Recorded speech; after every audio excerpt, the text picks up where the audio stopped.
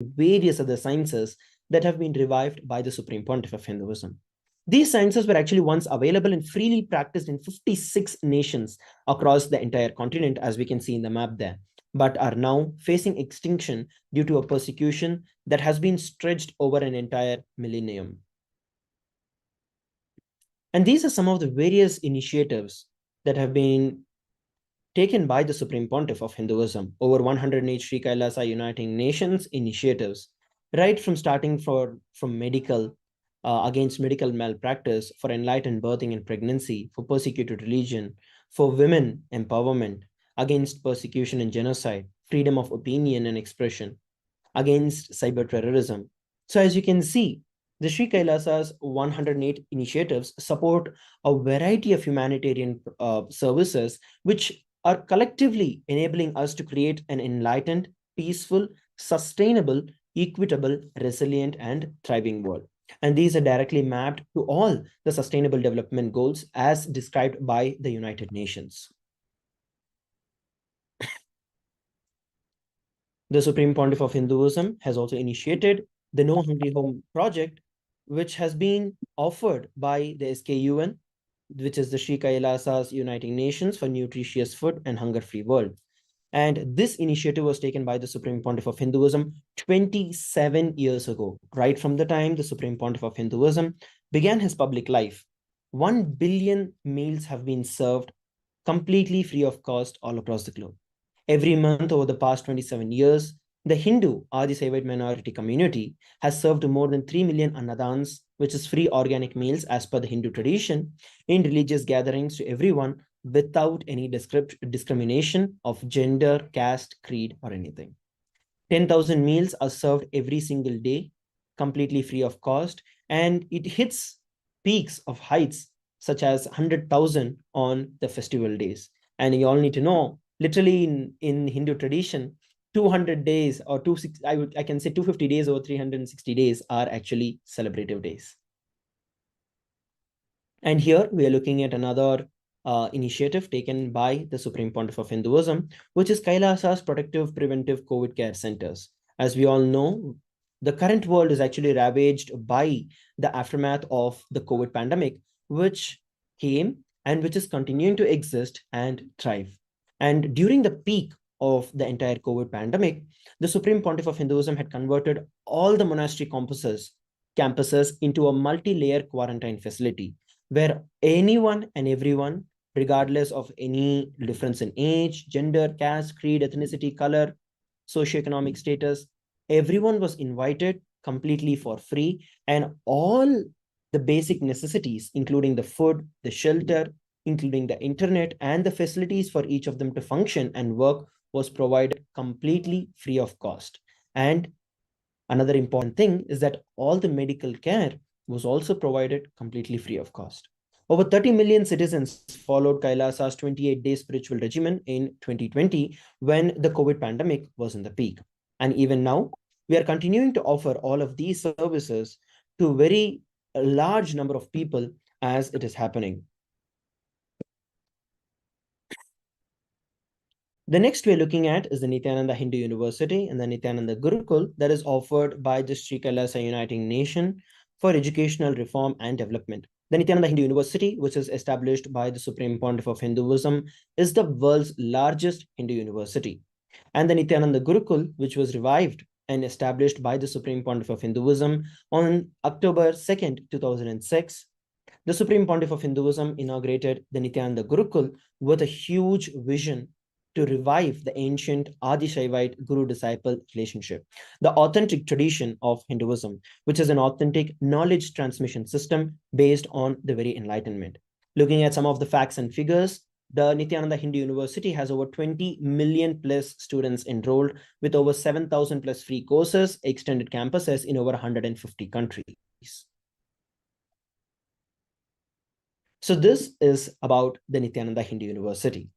Next, we're looking at the Nithyananda Jnanalaya, or the library, and the Hinduismpedia. And this is offered by Sri Kailasa Uniting Nations for protection of the Hindu scriptures.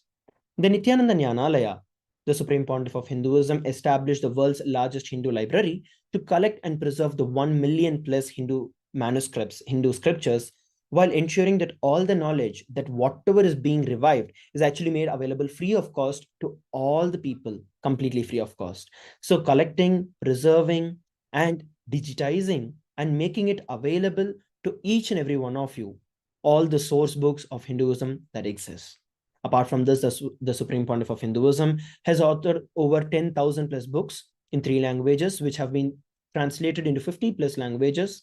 He has also published 10,000 plus articles and given 10,000 plus free hours of discourses with over 1 billion views. Similarly, Kailasa's Hinduismpedia, where the Supreme Pontiff of Hinduism has collected more than 15 terabytes of digital books and rare manuscripts from all the 19 Saravanya Pitams, which are the ancient mats and the Hindu libraries and the Hindu seeds of education. With over 1 million pages on Hinduism, the Kailasa's Hinduismpedia is a website, a collection of over 22,000 digital books, 1,000 plus e-textbooks, and 100,000 plus articles on various topics in Hinduism. The next we're looking at is confluences for the world peace that have been offered by the Sri Kailasa's Uniting Nation for Global Peace and Religious Harmony. Right from 2009, the Supreme Pontiff of Hinduism has organized various such global peace events.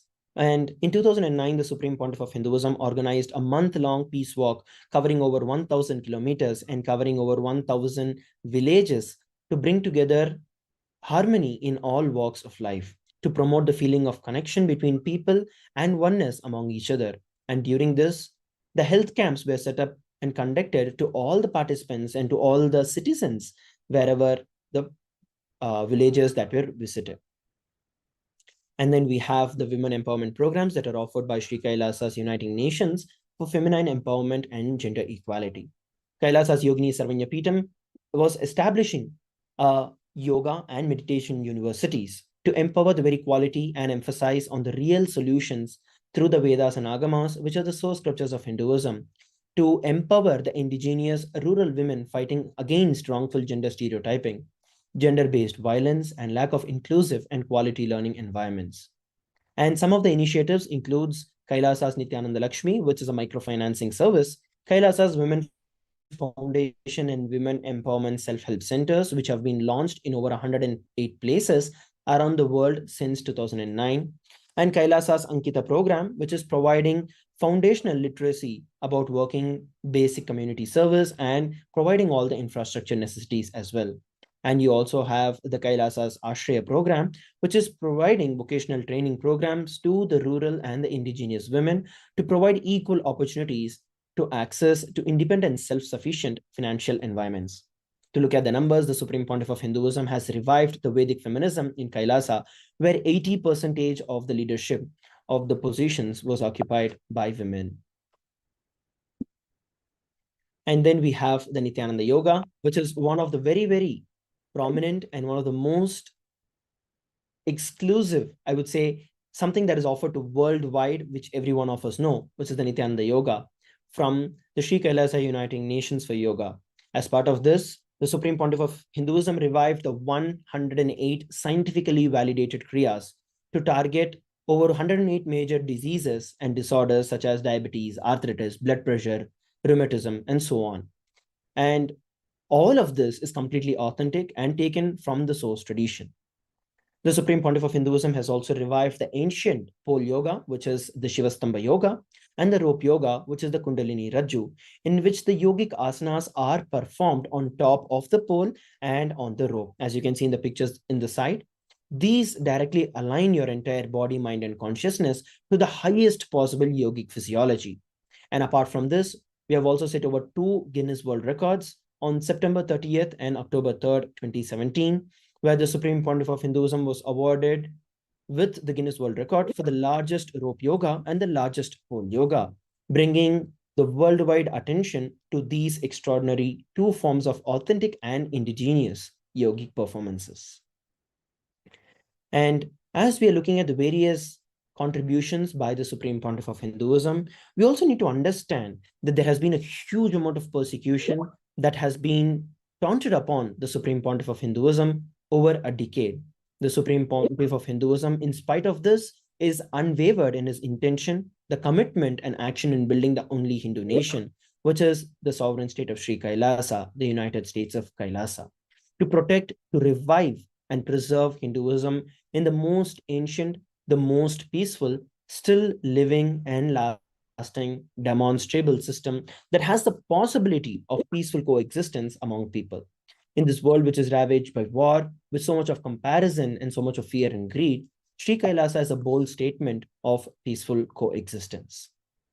And the United States of Kailasa, the ancient enlightened civilizational nation, the first nation of Hindus, has also been represented in various instances in the United Nations.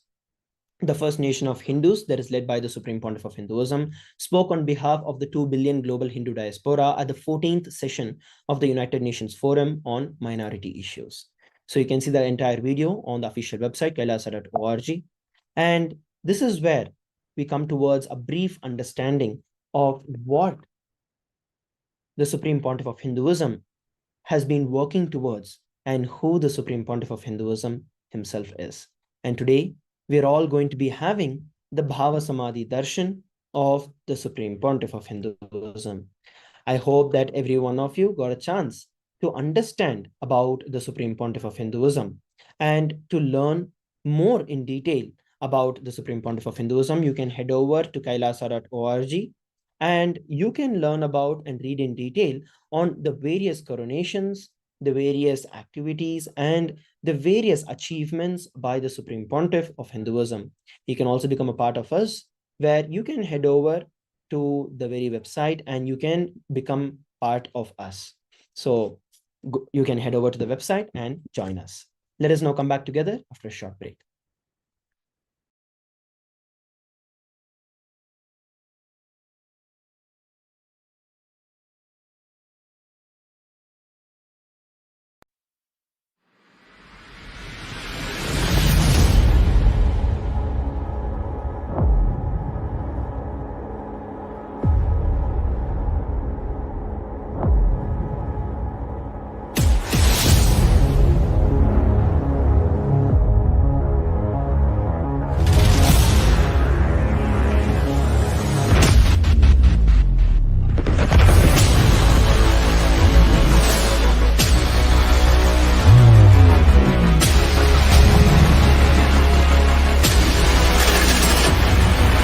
You will become Paramashivam.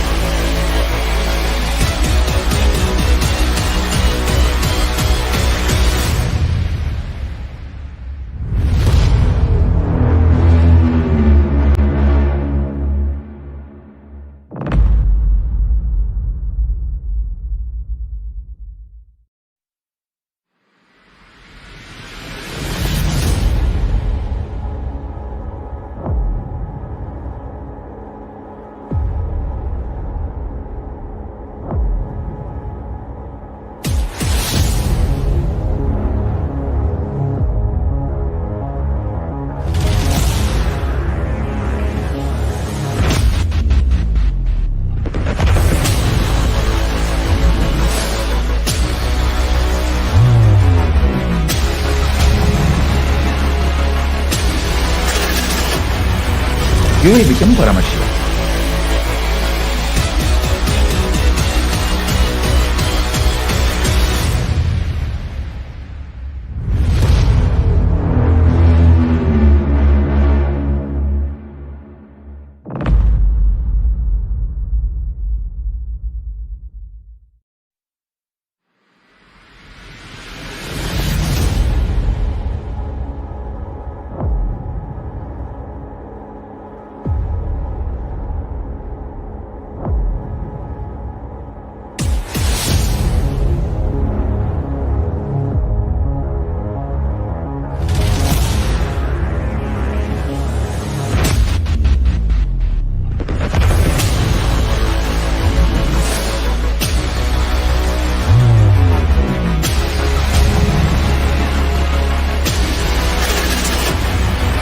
You will become Paramashivam.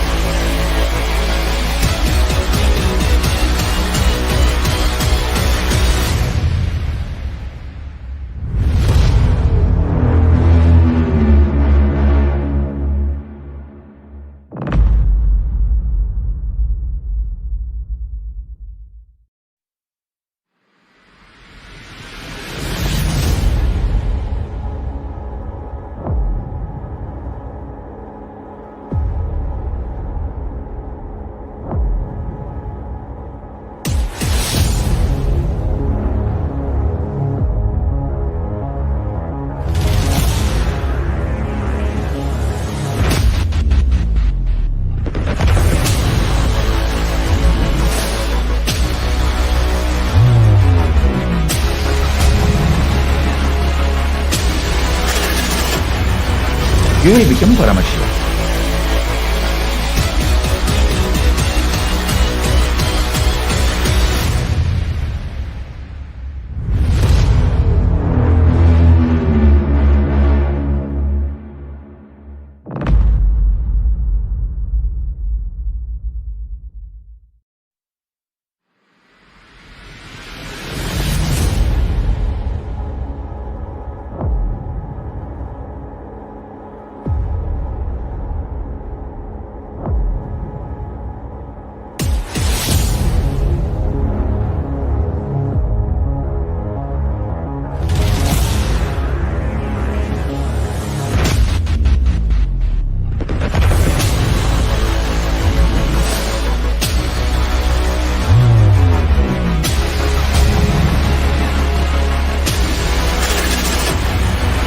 You will become Paramashivam.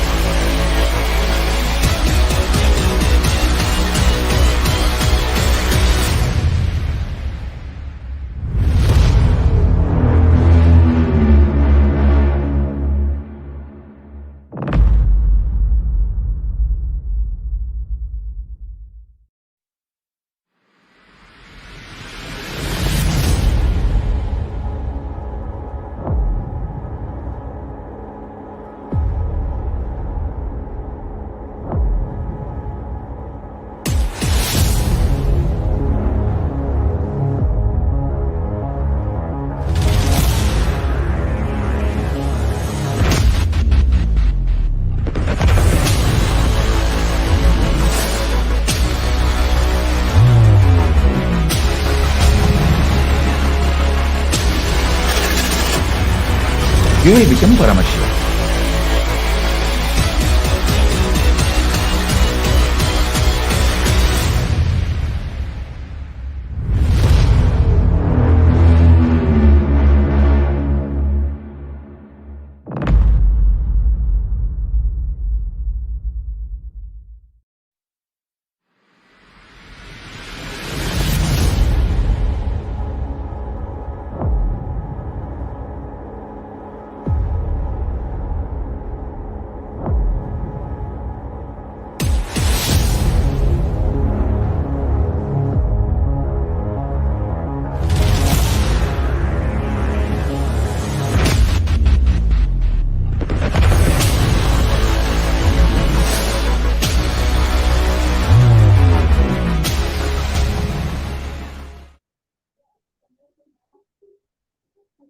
Nithyananda, everybody, welcome back. So, in the previous session, we learned about the Supreme Pontiff of Hinduism, and now we're going to be learning about the one of the extraordinary contributions of the Supreme Pontiff of Hinduism to this entire world, which is the power manifestation, the science of manifesting the extraordinary Shaktis. In the Vedagamas, which are the source scriptures of Hinduism, Paramashiva reveals in elaborate detail that there are over 463 powers, which each and every one of us as human beings are hardwired to manifest. Manifesting powers are described as a system, a method, and a science for human beings to explore and experience and express the various possibilities and powers, and to have access to the various states of consciousness. Shakti is manifest from the fundamental principle, from the cognition that you are a divine, and that you need to manifest the divine. It does not come from cognition that you are a man and that you need to become divine. There is a difference between Shaktis and Siddhis. When the word extraordinary powers come in, many of us think of it as Siddhis. But no, there is something much more powerful, which are the Shaktis. And let us look at what are the differences between Shaktis and Siddhis. Shakti is expressed from the space of enlightenment, which is the very source of what we want to achieve. And as a very side effect of the feeling connection with the divine and high integrity with the Guru, you start manifesting these Shaktis. Other side, Siddhis are powers that manifest from self-tapas or penance does towards enlightenment. Shaktis are the very source of enlightenment, whereas Siddhis happen on the path of enlightenment.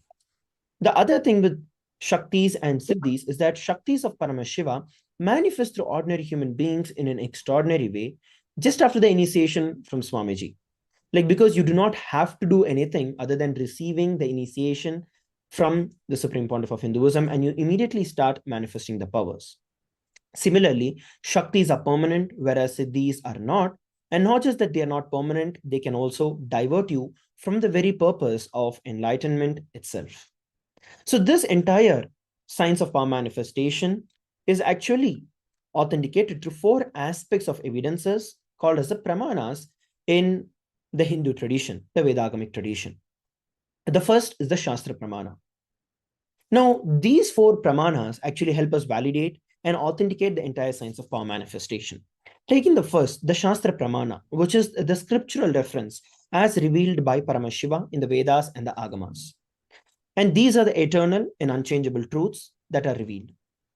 Next is the Apta Pramana, which is the experiences and the results of Aptas. Aptas are those beings who are enlightened masters and adepts in Hinduism. So, first and the foremost is being authenticated in the scripture, after which it is authenticated by the experience of these enlightened masters.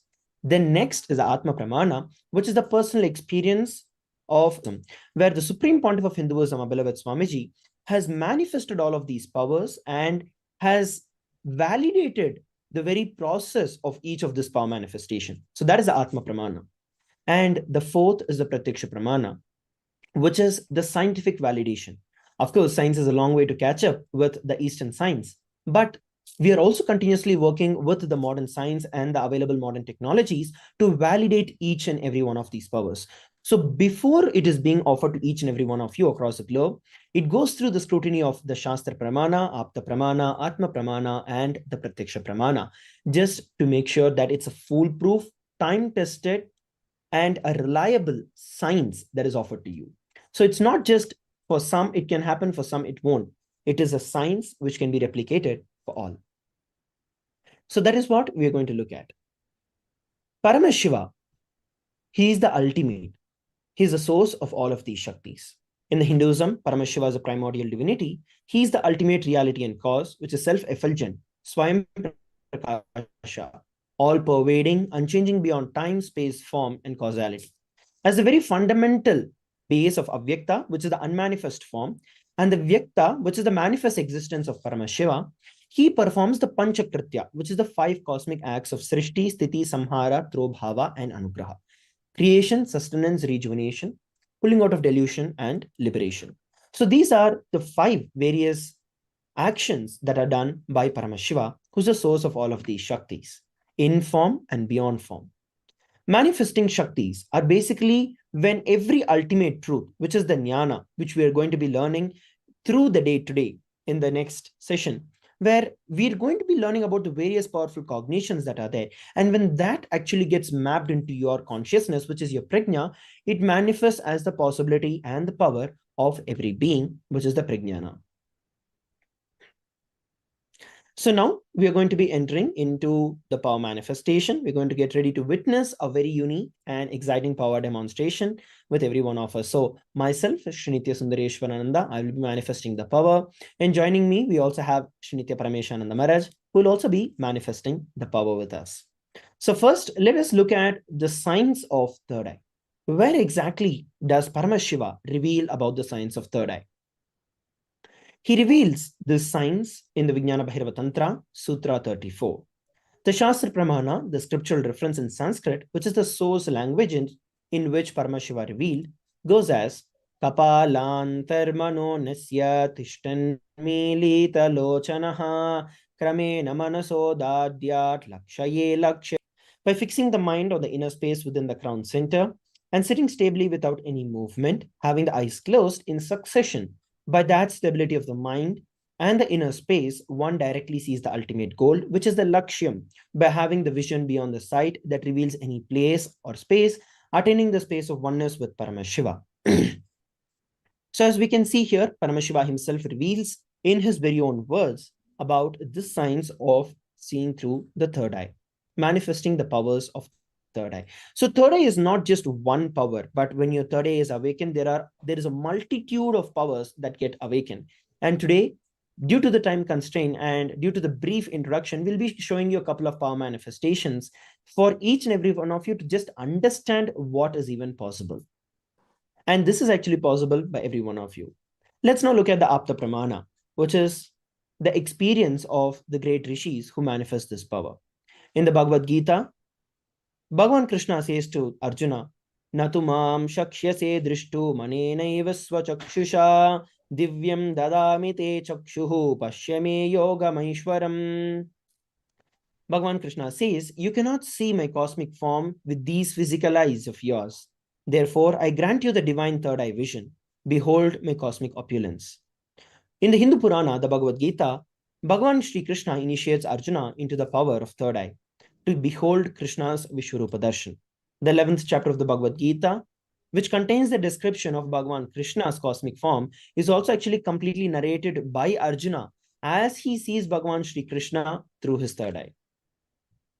So this validates the science of third eye has been in existence not just now, but time immemorial, from the time we know of Bhagavan Sri Krishna. And in Swamiji's own words, the Atma Pramana, Swamiji says, the very first experience that I was able to see everything around me, above me, the whole 360 degrees, 10 directions, below me, everything. I realized not only I was able to see, I was able to experience all of it as me. Freedom out. So that is the personal experience of the Supreme Pontiff of Hinduism. The next, we have the Pratyaksha Pramana, which is the empirical evidence from observation and scientific experimentation. So at a very young age itself, the study of brain when the third eye is activated, when the Supreme Pontiff of Hinduism manifests the various Shaktis or the very state of consciousness in which the Supreme Pontiff of Hinduism was studied and compared using the positron emission tomography. And the results were mind-boggling. While doing the daily activities, there was high activity that was measured in the brain where the third eye was located.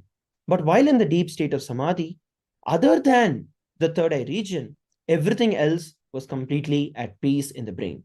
So, and at the same time, the Supreme Pontiff of Hinduism was also able to go up and down, switch between the states of consciousness with his very own will. So all these show that the very science of power manifestation is real. So now let us look at some of the powers that we can manifest once our third eye is awakened. And the first power we're looking at is the power of body scanning. So once again, we are going to be opening out this power manifestation to every one of you, all the viewers who are seated with us from around the world. So if you would like to understand and if you want to experience this power manifestation, if you want to go through this whole power manifestation, have a glimpse of it, you can go over and post a comment down in our live platforms, whether in YouTube, Nithyananda TV, the official TV, and any other platform, the Twitter or any other platform where we are streaming live at this point in time. You can put down and we will choose one of you so that you can experience this power manifestation. So while we are entering into this power manifestation, let's quickly run over the Shastra Pramana, which is the scriptural reference for this specific power of third eye. Earlier, we saw about the entire manifestation of the third eye powers, and now we're going to look at the Shastra Pramana for the power of body scanning. And this is revealed by Paramashiva in the Vijnana Bhairava Tantra, Sutra 54. Swadehe jagato vapi sukshma sukshmatarani cha tattva yani nilayam dhyatvante vyajyate para. Bhagavan Paramashiva says, cognize deeply that from the subtle to the subtlest constitutive principles of your whole body or of the whole universe simultaneously consist of the essential reality. They are being absorbed in their source cause, which is Paramashiva. And by the experience of such restful awareness, one becomes complete from all thoughts, and the ultimate universal divine power, Paradevi, Adi Shakti, is revealed, and the supreme power manifestation happens. So this is actually the direct translation of what Paramashiva reveals with respect to how this science of power manifestation of body scanning is manifested. Let's look at an Apta Pramana, which is an instance from which has been recorded in our history of manifesting this power manifestation. And this actually from the life of a Siddha. Therer was actually a Siddha, and he is one of the very prominent disciples of Agathir, who is also a very, very important saint in our Hindu tradition. So what happens is one day a man who is suffering with headache comes to Agathir for healing. And Agathir uses the power of body scanning, and he identifies the root cause of the headache. He says that it is not just a normal headache, but this is being caused because there is a small tere which is a type of a tadpole that is actually stuck in the person's brain. And Agatya immediately asks Thereyer, who is his disciple, to immediately see through the third eye and to perform the surgery and remove the frog. And after the surgery is completed, the person is healed and cured of the headache completely, and thus he gained the name Thereyer. So this, as we can see, is an instance where this power of third eye non-invasively identifying the problems and healing them. So this was manifested by Thereyer. And this is one of the thousands of experiences that are recorded in our Hindu history. And here we're looking at one other beautiful instance from the life of the Supreme Pontiff of Hinduism. Apart from the very well-known fact that the Supreme Pontiff of Hinduism is a very, very powerful healer, and at a very young age, even when the whole mission had begun, even at that time, very, very well known for signs of healing and power manifestation in healing people. Here we're looking at one instance from December 22nd, 2019, when Swamiji actually expresses and revealed how he used the power of body scanning on himself. Paraphrasing his words, only when I had the multiple compound hand fracture, I was forced to go for surgery and therefore for medical checkups related to that. At that time, they detected heavy metal quantity in my different organs. It was revealed that I had been poisoned without our knowledge. I immediately used diagnostic methods instead of medical facilities to study the body condition due to the poisoning. Through the body scanning, I found out what the problems and imbalances had happened and where the balances had to be done. And I used allopathy as a second opinion to verify my findings. So as we can see, this is one of the various examples, various experiences that we can all see in our life where the Supreme Pontiff of Hinduism used this very power of body scanning. And this rare science has been gifted to each and every one of us through the power of initiation. And the best news is that each and every one of us are going to be initiated into this power manifestation, into the powers of third eye during the Bhava Samadhi Darshan that we're going to experience in just a short while. So now it is time that we enter into the power manifestation itself, where we are going to see, and each of you are going to experience this power. So we actually have a volunteer. Sorry. So we actually have a volunteer on the YouTube platform. So we have Mr. Sharma, who has requested for the power of body scanning. So yes, so while we are also having a lot of comments that are coming in YouTube and in the other platforms as well, we are going to be just picking up one person so that we can manifest the power, and we can also demonstrate a couple of different powers which are there for each and every one of you. So now what we will be doing is we'll be chanting the Mahavakya, Om Nithyananda Paramashivoham. And by chanting the Mahavakya, Om Nithyananda Paramashivoham, we actually establish ourselves in the space of oneness with Swamiji. And from that space of oneness, by connecting with Swamiji, we are able to manifest this power and see through our third eye whatever is the problem that Mr. Sharma is facing in his body. So now let us enter into the power manifestation.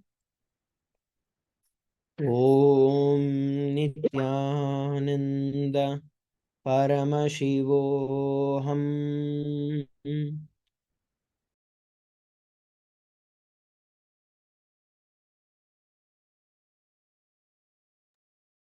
Om Nithyananda Paramashivoham. Om Nithyananda Paramashivoham.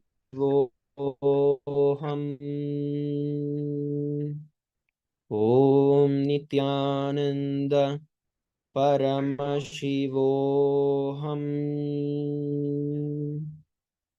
Om Nithyananda Paramashivoham. Om Nithyananda Paramashivoham. Om Nithyananda Paramashivoham. Yes, so what Swamiji revealed is that with respect to your health, there are certain issues that you have to immediately attend to, which is one with respect to your breathing, and you have been facing a lot of breathing difficulties for quite some time right now, but you have been avoiding them and neglecting them through the whole time, and taking medicines which are not directly helping you with it.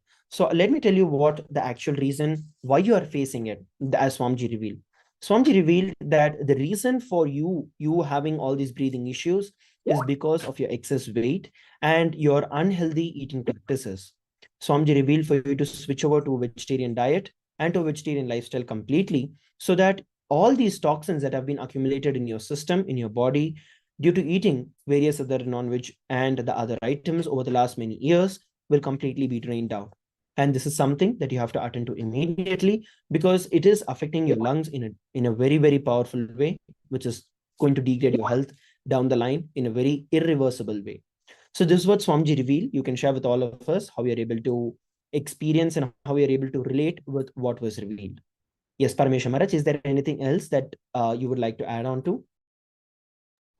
Yes, I also saw that what I saw that you need to start taking more of raw vegetables, because I see there's a lot of intake of this fried items and processed food, like a lot of this packaged food like chips and all those things.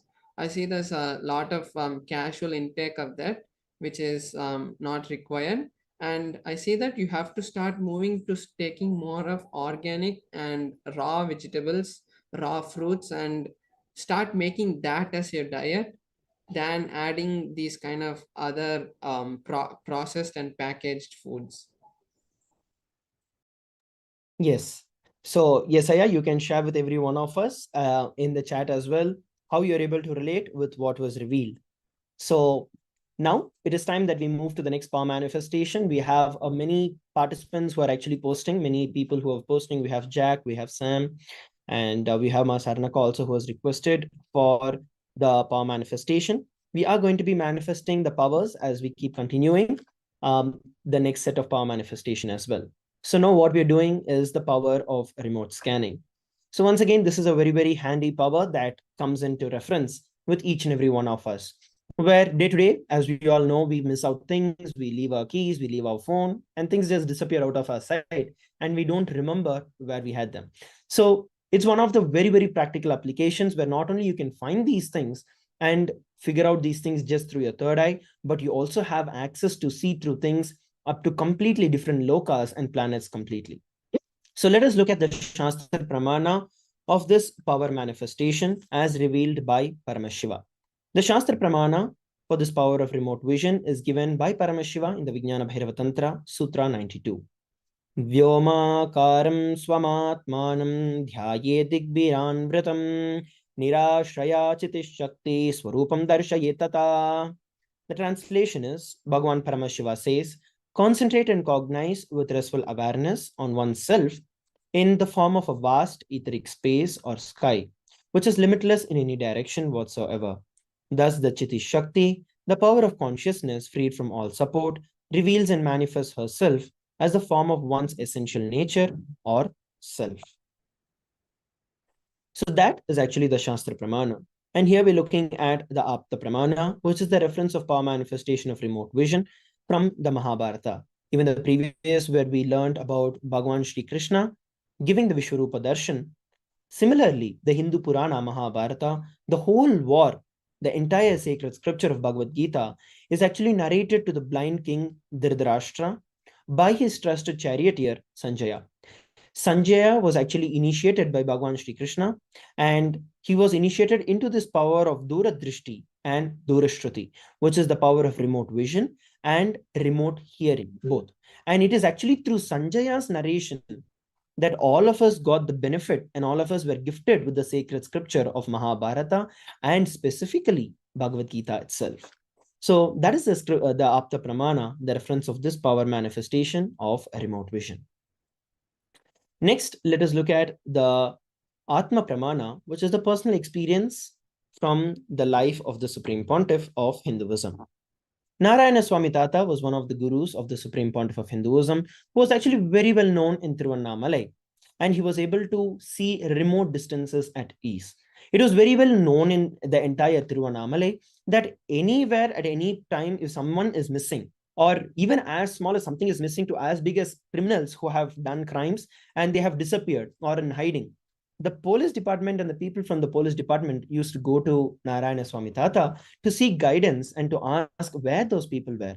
So one day what happened was one similar instance. Swamiji, the Supreme Pontiff of Hinduism, was sitting with Narayana Swami Tata, and there were people who actually had come, or a senior police officer had come to Narayana Swami Tata seeking help for finding an important thief who they were actually searching for the last 1 week but could not find.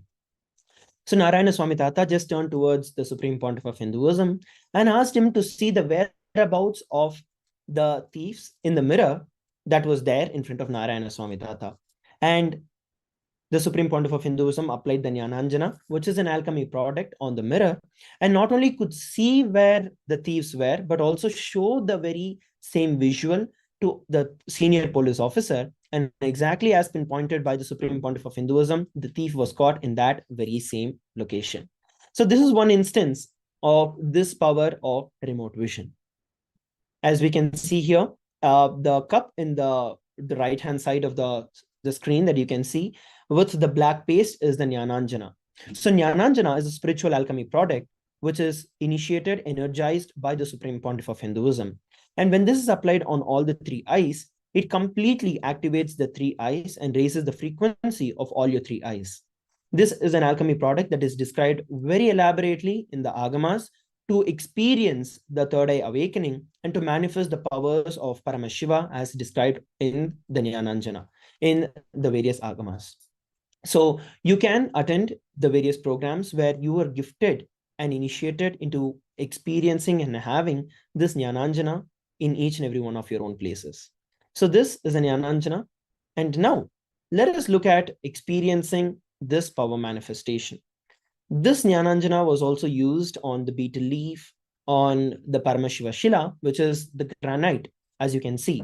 And it was a very, very beautiful existence where during the time of Meenakshi civilization, people actually used Krishna Shila, which is the granite slab, the stone slab. And the uniqueness of this slab, the entire universe is in their hands. Just by applying the Jnananjana, any visual could be seen in that. So that is the same power manifestation that we are going to be manifesting. So any of your participants, like you want to know or you want to experience this power manifestation, you can just go over and put your comments. See, it can be as simple as you lost something, or you just want to test it and you want to know what is there in your room at this point in time, or anything like that that you would like to experience this power manifestation. Just go over and put in the comment section, and we are going to be manifesting this power for you. So let me just go over. Yes. So we have John, who has posted to describe the place as he is, where he's attending the program right now. Yes, sure, sure, John. So what we're going to be doing now is once again the same. Actually, if you see, the very core of power manifestation is the same, where we connect in the space of oneness with Swamiji, because Swamiji has already initiated us into the power of third eye. All that we have to do is literally just connect in the space of oneness with Swamiji and then reveal whatever Swamiji shows. So now once again, I'll be chanting the Mahavakya, Om Nithyananda Paramashivoham, and sharing with every one of you whatever Swamiji is revealing.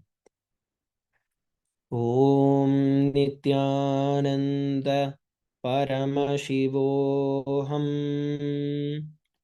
Om Nithyananda Paramashivoham. Om Nithyananda Paramashivoham.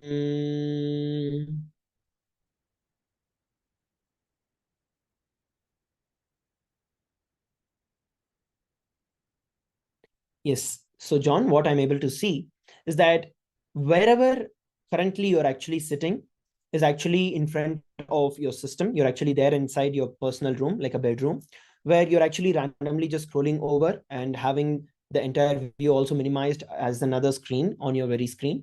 And you're listening to this program while you're also attending to some other work that you're doing.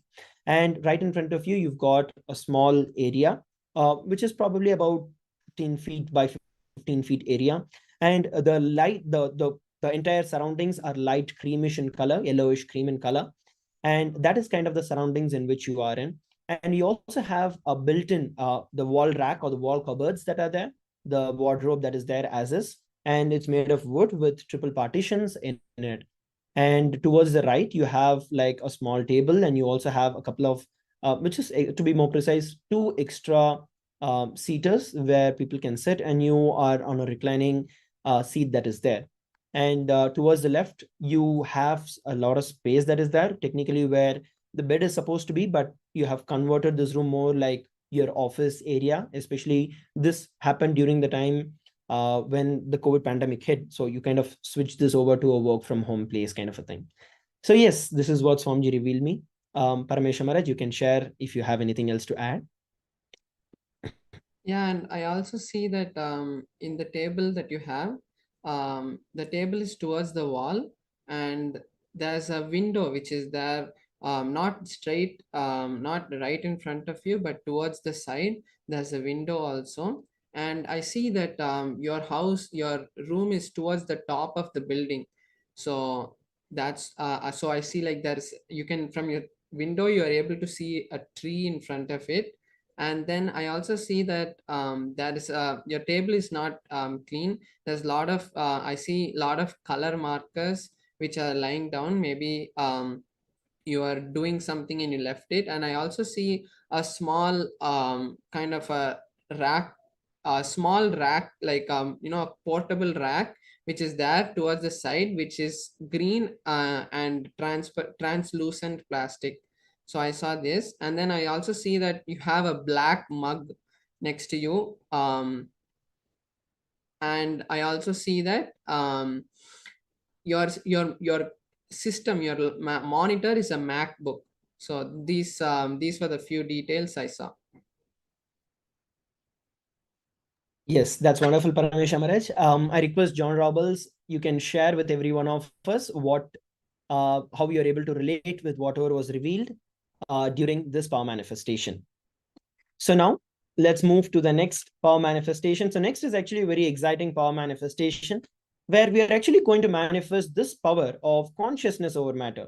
So many times we have seen in movies and sci-fi stuff where people are able to move things without touching. People are able to telepathically move things, change things without actually the physical contact or physically having to use external force towards any movement. But this is actually a reality that can be experienced and expressed by each and every one of us. This is a power of consciousness over matter, where you can actually the movement of anything without any external force by just using your consciousness. And Paramashiva actually elaborately describes about this power in the Vijnana Bhairava Tantra, Dharana 95, Sutra 120. क्वचिद् वस्तूनि विन्यस्य शनैर्दृष्टिं निवर्तयेत् तज्ज्ञानं चित्तसहितं देवि शून्यालयो भवेत्. Bhagavan Paramashiva says, having fixed one's eye object, Vastu, one should slowly withdraw the sight from the object, as well as slowly eliminate the knowledge of that object along with the thoughts and the impressions of it. Then, O Devi, one abides in Shunya, the state where there is nothing other than this exists, which is the state of all inclusiveness and infinity. Yes, so this is the Shastra Pramana. Let us now look at the power where this belongs to. So this is also part of one of the various powers of the Ashtamaha Shaktis. So now let us enter into this power manifestation where we are going to be seeing Parameshwar Maharaj manifest this power for every one of us. So now we are going to be seeing Parameshwar Maharaj do that. So Parameshwar Maharaj, you can also share a little more in detail about how you would be manifesting this power. Yes. So the way the Supreme Pontiff of Hinduism has initiated us, then we'll be first level is just rolling the coconut on your hand and feeling the vibration.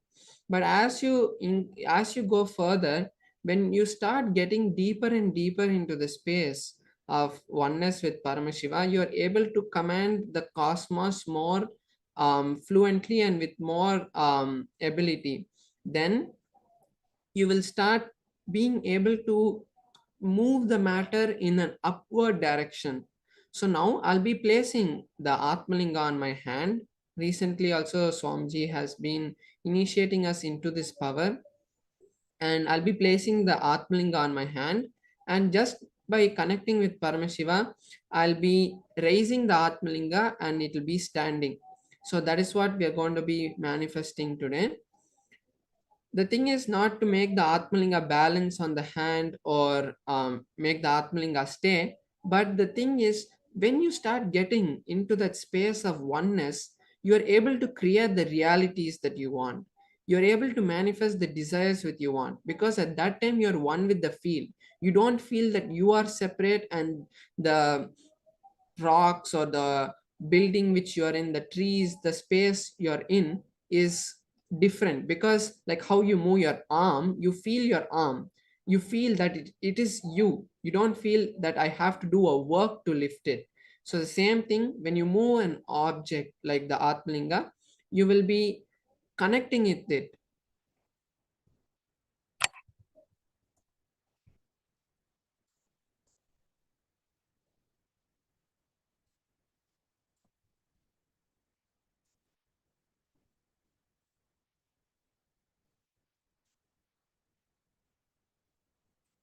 So now we'll be seeing the power manifestation.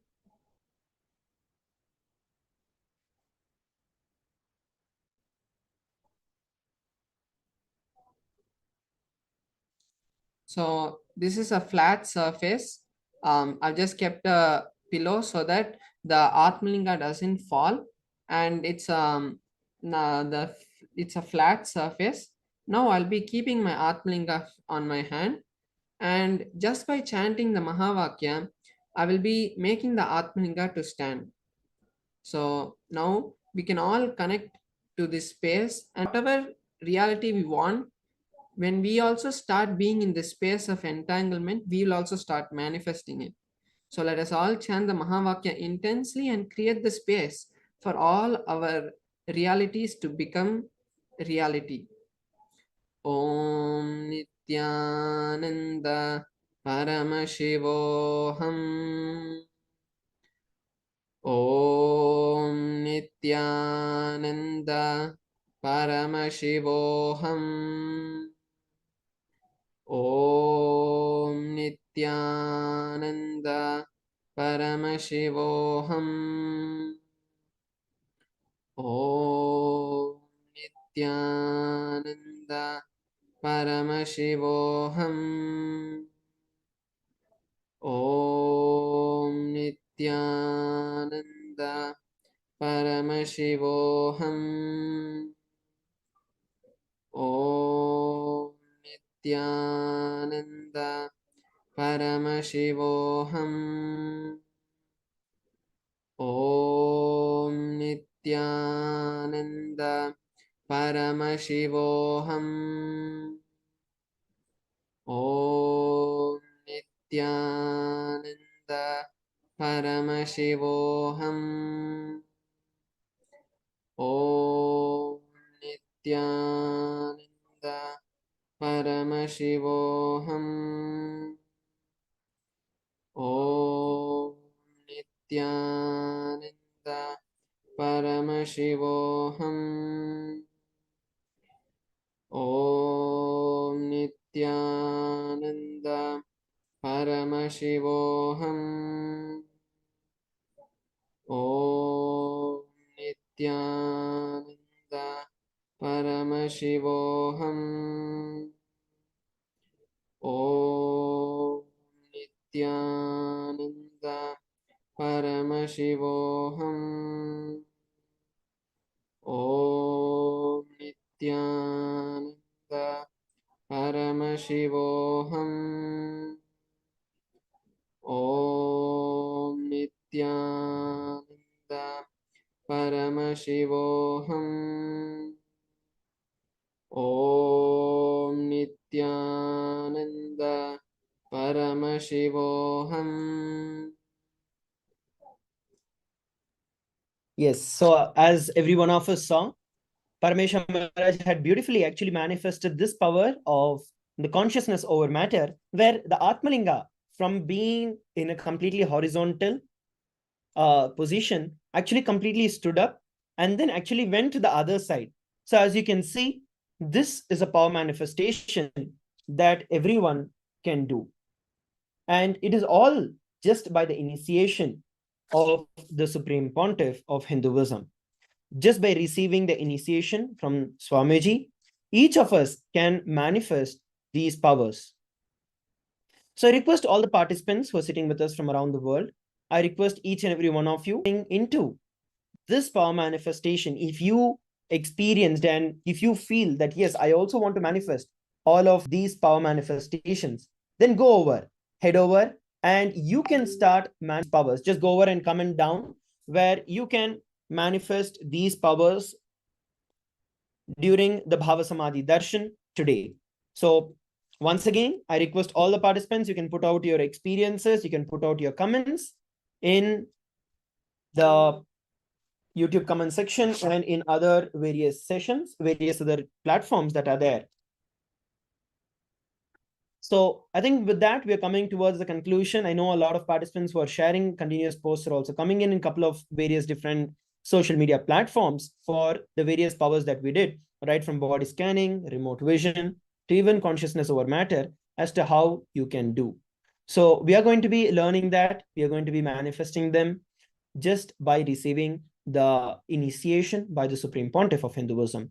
Next, coming up is where we are going to be learning about some of the various powerful cognitions that is going to empower us into receiving the darshan of the Supreme Pontiff of Hinduism. So I request all the participants from around the world, stay tuned, catch up together in just a short while after a short break. Thank you, Nithyananda.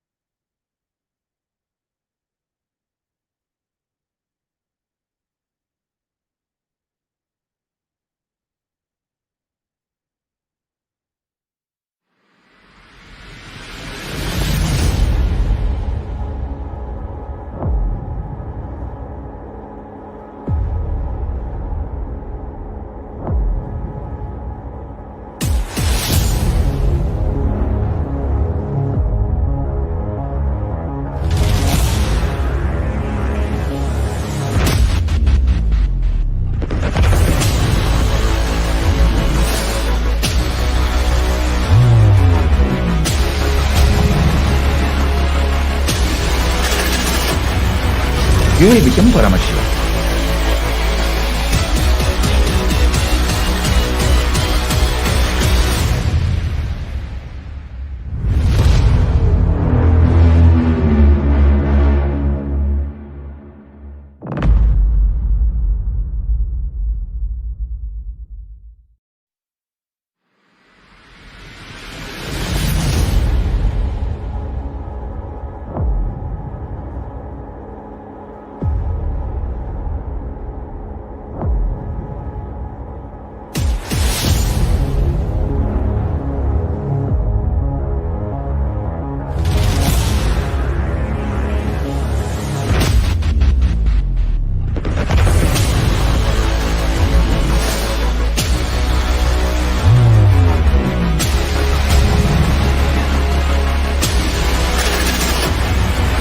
You will become Paramashivam.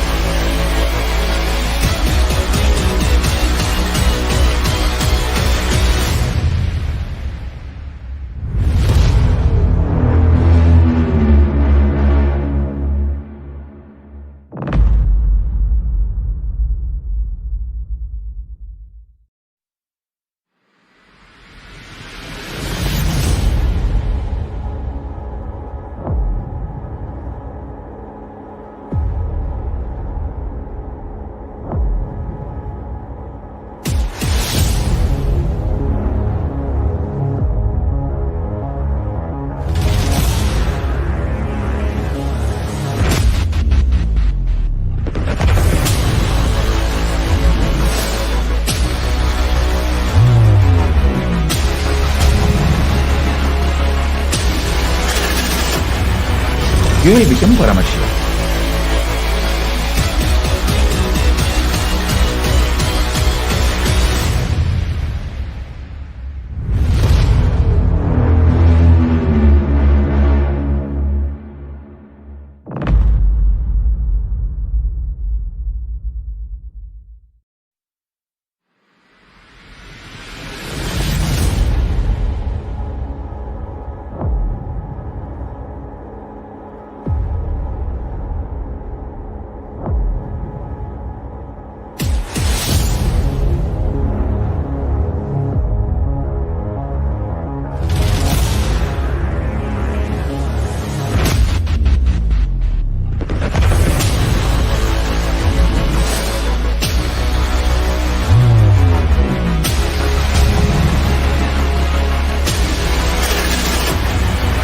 You will become Paramashivam.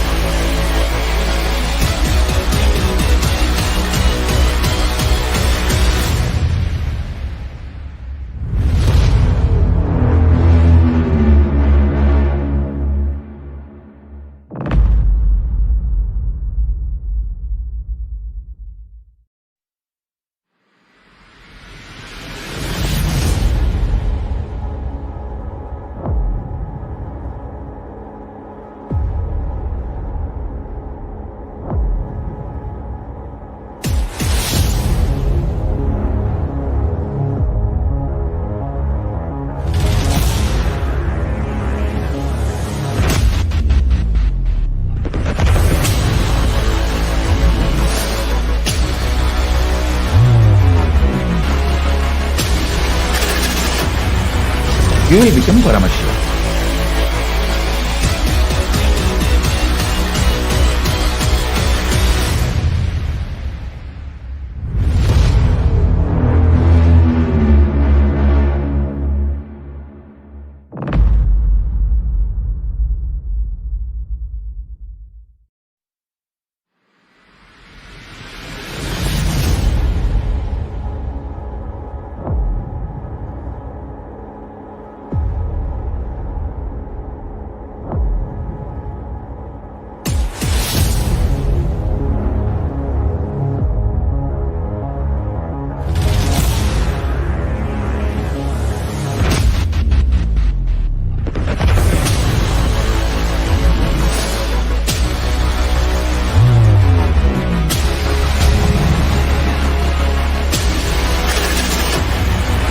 You will become Paramashivam.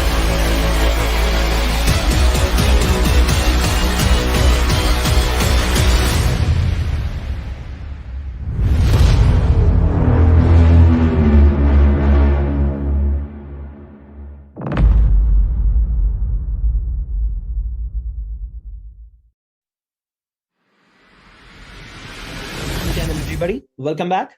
And as we are all preparing ourselves to receive the live darshan of the Supreme Pontiff of Hinduism, as mentioned today, we are going to be having the darshan of Chandathandava Murthy of Bhagavan Paramashiva. And as part of receiving the darshan, we are going to be learning about the science of Akasha Tattva. The science of Akasha Tattva is something that is really, really powerful, which we can actually utilize in our day-to-day life. Have you ever wondered in your life that the sound that is being created, the sound that is actually generated affects the entire lifestyle of you? Similarly, when you go to a temple, why do you feel so peaceful? And when you're in a heated argument, or you're not even part of the argument, but you're just around in a space where the argument is happening, there is so much of suffocation that you feel. It is more than just being around in like the space around. And those are the deeper sciences that we're going to learn to manifest the reality that we want in our life. So I request all the participants from around the world who are sitting with us on YouTube, Facebook, other social media platforms, Nithyananda TV. Let's all listen from the Supreme Pontiff of Hinduism about the science of Akasha Tattva. So I request everyone to listen carefully, internalize whatever Swamiji is speaking and whatever Swamiji is sharing, as we'll be having our internalization exercise after listening from the Supreme Pontiff of Hinduism.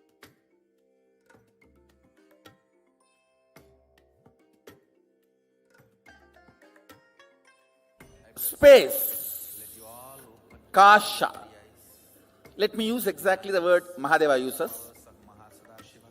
Akasha is modern Sanskrit word. In original Agama, the word Kasha only is there. There is a possibility in that palm leaf. Sometimes this corner of the palm leaf gets broken. So,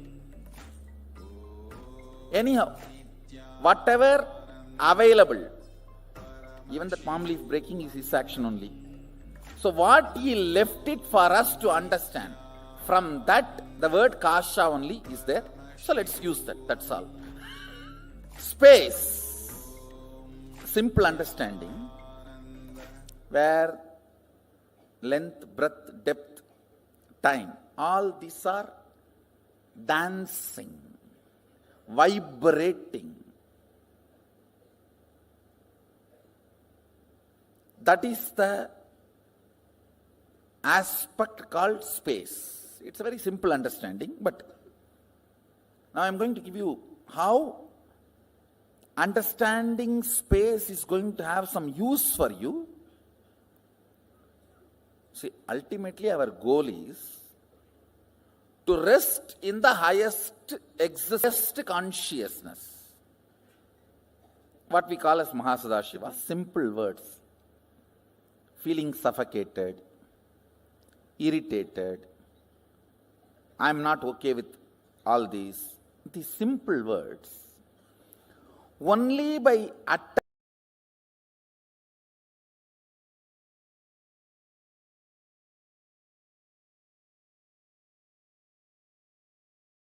space, Kasha. Let me use exactly the word Mahadeva uses. Akasha is modern Sanskrit word.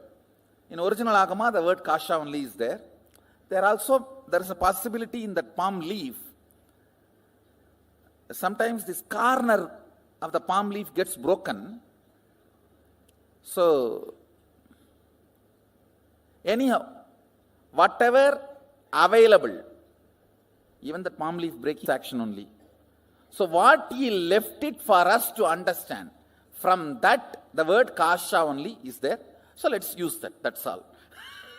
Space, simple understanding, where length, breadth, depth, time, all these are dancing, vibrating. That is the aspect called space. It's a very simple understanding, but now I'm going to give you how understanding space is going to have some use for you.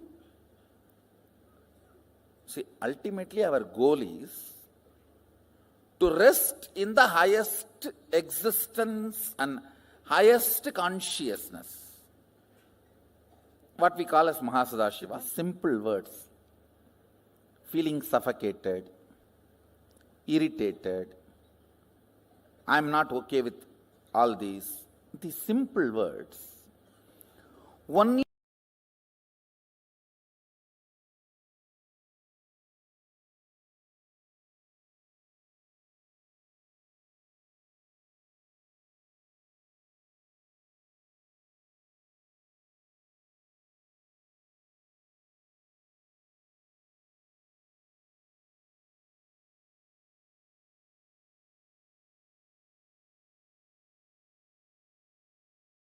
by uttering them again and again, you create that feeling. How many of you understand this? Usage of those words avoided, that experience is also avoided. How many of you understand that? So, can you take 2-3 minutes and pen down, listen carefully. Usage of words in your space, becoming experience, few incidents. When you started using these words, cherishing these words, and manifesting those experiences in your space. Just for you to understand, listen. Listen, please listen. If two objects are stuck, sound is generated. If a thought is stuck on the space, reality is generated. That's all. Thought, idea, depression, irritation, simple words. How you teach to these teenager kids, how they pick up between when you guys are fighting, I cannot tolerate this, I can't digest this, hell with it, better to die than living like this. All these words, they pick up while both of you fight. And when they use that word on their space, they generate that as an experience. You yourself have done this crime against you. First time when you did this crime, try to remember and pen down. See, where you could have avoided the word and avoided the experience, that is called freedom. You chose the word and chose the experience. After that, even if you don't choose the word, experience does not leave you, that's called marriage. Bondage. Understand? See, first few times when you use the word, I am irritated, I am agitated, I can't tolerate this, I can't put up with this, better to die than living like this life, hell with you, all these phrases, there is a dance. All these Jerry Springer shows phrases. All these words, listen, when you are using first time and manifesting them as reality, you had a choice not to use them and manifest those experiences and reality. How many of you understand that? So, but after continuous usage and those experiences produced, when that become your normalcy, that is what, I can't understand this word normalcy. What is common? What is normal? Most abnormal thing is normal. Most stupid things are common. Generated good words or generated bad words, when they hit the space, they become real. Whatever makes the word into real is space. Akasa, kasa. You are an adult, you can choose. The space inside you, space in which you are breathing, and the whole space. Listen, 3 words I am uttering. Space inside you, where you are alive, where you feel you are alive. The space you are alive. The space where you are breathing. And the whole space where you are living. Taharakasha means where your life is pulsating. Taharakasha. The realization science, self-realization science is called Taharavidya. Taharakasha, where you are alive inside your body frame. That space. Where you are breathing. This is Nithyananda Sabha. This is called Katakasham. The whole is called Mahakasham. The words you reverberate inside decides the quality of your state. The words you generate in your breathing space decides quality of your space and life. The words you generate with the cosmos decides your existence, mantras. The words you generate here, I can't tolerate, I am irritated. You understand the examples? Now you understand why I gave those examples. These 3 words. Taharakasha, Chidakasha, or Katakasha, or Mahakasha. This has 2 words, Chidakasha and Katakasha, both. Why I am using both words, If you don't manifest what you want as a reality in your space, it is called Katakasha. If you manifest your life as you want, it is called Chitakasha. The state, space where you live. The state. Space where you operate. As of now, all of you are operating in this Nithyananda Sabha. Am I right? So this is called Katakasha. If you don't manifest what you want as reality. But if you manifest what you want as reality in your breathing space, it's called Chidakasha. Conscious space. Katakasha means mud space. Katam is a mud pot. The space inside the mud pot has no use. The mud pot has any use of the space inside? No, you are saying Gatam. No, Gatam is used for us, not for mud pot. For mud pot, it is a beating. Kalanarcha, Anaprandriyam.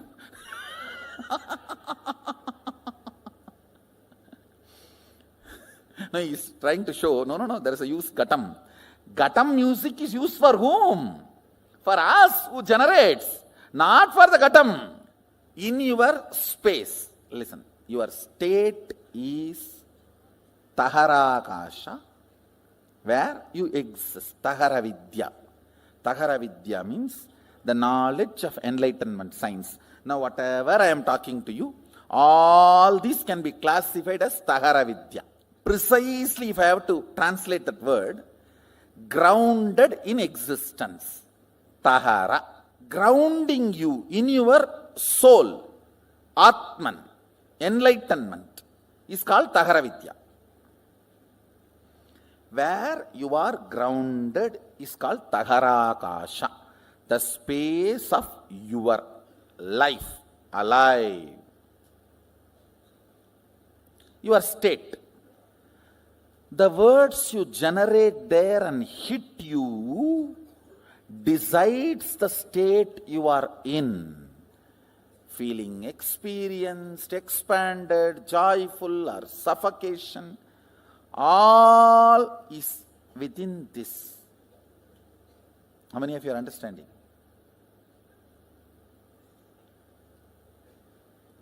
Having the whole world open for you and feeling imprisoned can be there.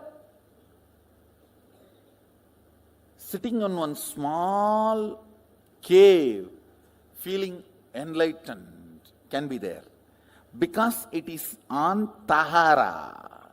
There are many great sadhus lived in a small cave of remote Himalayas, lived such an ecstatic, glorious space. And there are many people who are flying whole day and night in the space, but feeling imprisoned inside. How many of you are understanding what I am saying? The words you utter, that creates the space you operate.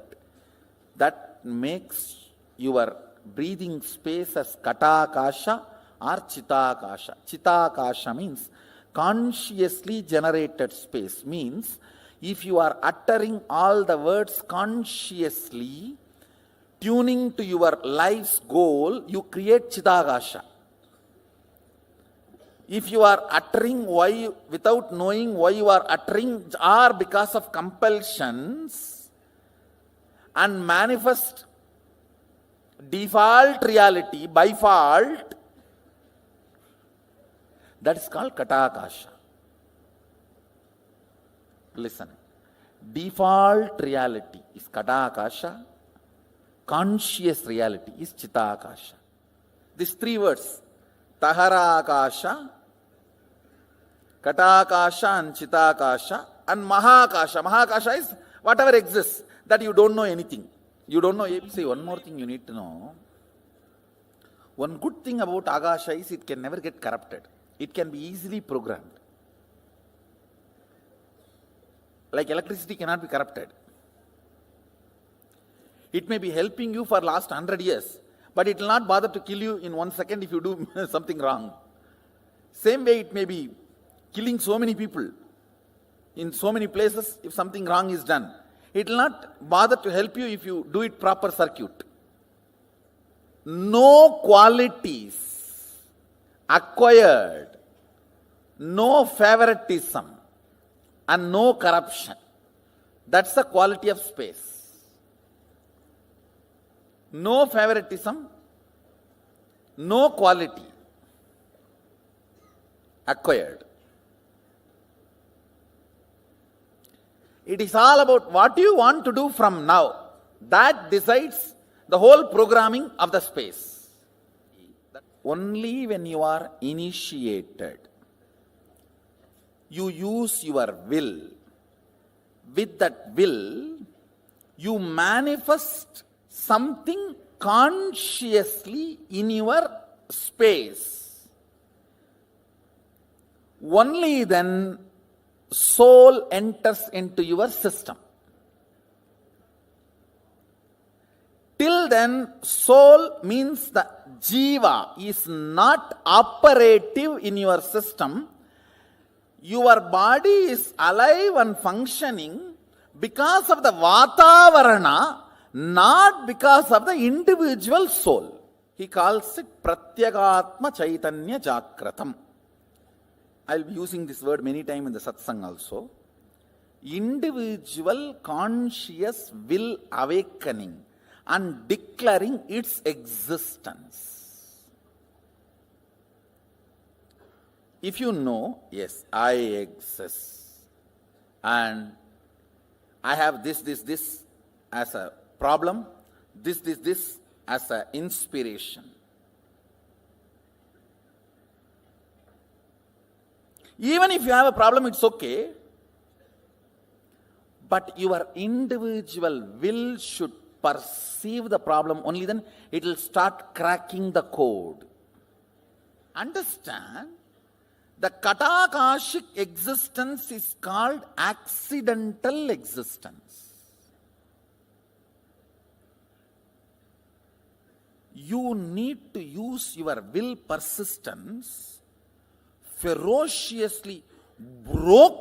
You need to break the laws of katakasha, that is called tapas. Breaking the chains of your vatavarana by will persistence is called tapas. More tapas, more alive you will feel. That is why in Hindu tradition, if somebody wants to become a king, he will not enter into politics. He will retire to forest and start meditating for 12 years.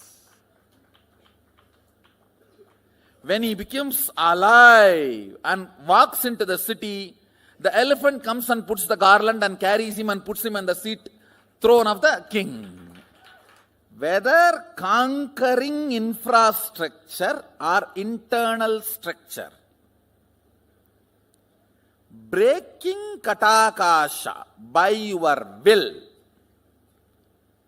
is the only thing any human being need to do in the life. Katakasha is the accidental ambience you are breathing, which gives the illusion or delusion you are alive.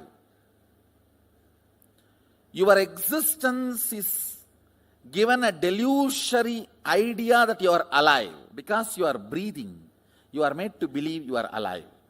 Like ups and downs of the wave gives the feeling as if the ocean is alive in that area. Even though there is no independent individual energy, what is will persistence? And what is will? Listen. Will is not astra, it is shastra. I'll explain these two concepts. Astra means a weapon loaded, pre-planned, pre-programmed, and operated. Shastra means power is generated and immediately released is Shastra. Will cannot be programmed earlier and kept unused. No. Now you generate and you release. The good news is, does not need training. Will. To manifest will persistence. And will. You need not be trained for 12 years. Person who has tried to have will for 22 years and who is beginning today, both will have the... Because will is the weapon from the space which cannot be programmed. Listen carefully. Subtler and subtler you go, they can only be less baggaged, programmed. When you are going in bullock cart, you can carry the whole city. When you go in bus, you will have to reduce. When you go in train, you have to reduce more. When you are going in the flight, it has to be reduced a lot more. If it is jet, you can only carry pills. The subtler and subtler you go, baggage, the past patterns, compilations, judgments, concepts are not. Understand, Mahadeva very clearly says, state, space, manifestation, all the three does not need pre-training because it is fundamentally based on the space. Will power, will persistence is enough. Means you deciding now, from now what I want to do only matters. Till now what I have done. Understand, past, the good news I have for you. Past is irrelevant when you are working with the space, Akasha. Present is too relevant when you are working with Akasha. Clear?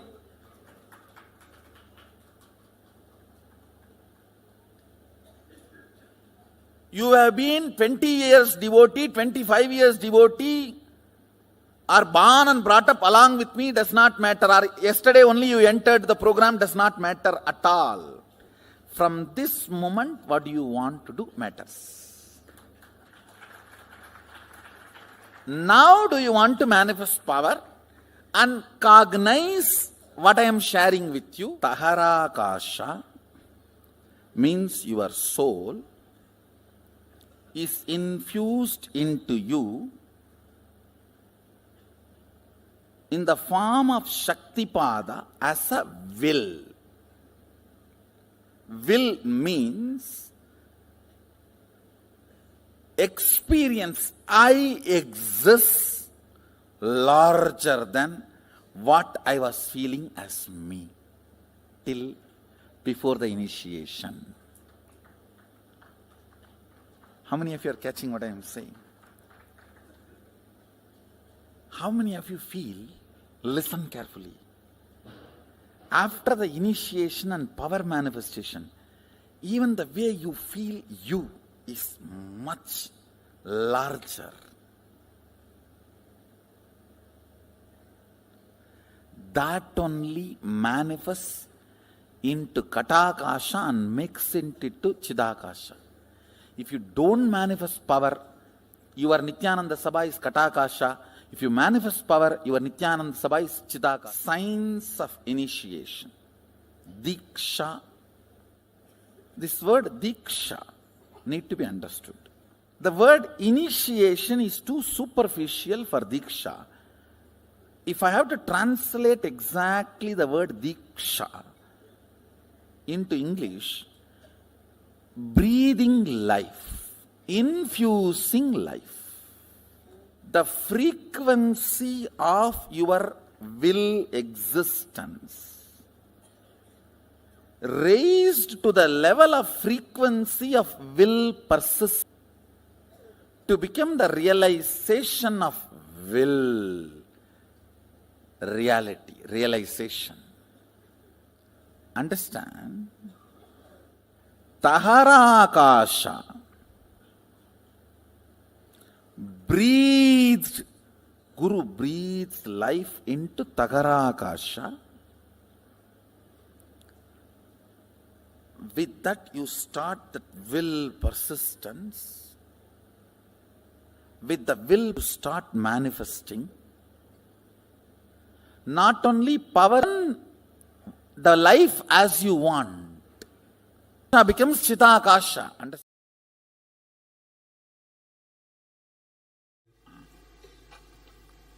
Listen. Gap between one thought and the other thought is space. Here. Gap between one Big Bang, another black hole is space here.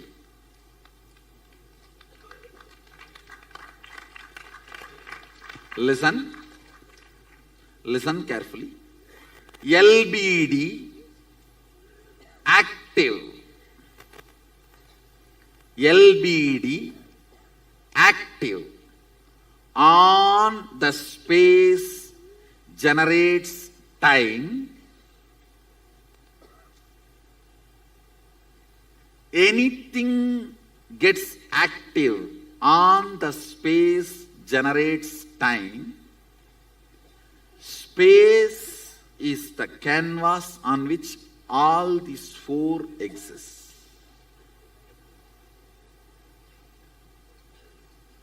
Listen. Whenever a mass rotates, it creates gravity. Whenever LBD gets active, it generates time. Where all four exist is space. Because you have space inside, you are able to perceive everything. Because there is a space in the cosmos, all the generation, maintenance, destruction, delusion, liberation happens. The space here, Chidakasa, perceives everything. Space here, Parakasha, allows everything to happen.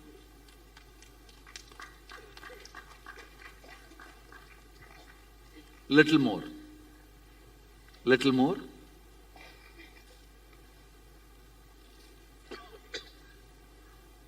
Eyes receive information, digitize it. I should call bio-digitizing. Sense it. It hits at one space and the response comes back. For example, you see the snake, response of let's run away or beat. The spot where this information hits and the response comes back is called space, Akasha. The spot which responds to information is space. If the thought, the gap between one thought and the other thought is too little, you do not perceive the existence of space. If there's a more gap, you perceive the existence of space. It's like if you are taking 2000 files, quickly you have to come back. If you are taking only 2 files, you can spend time with him.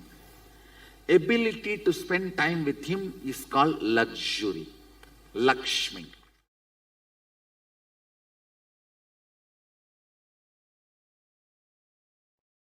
Just like gravity has its own logic, consciousness has its own logic.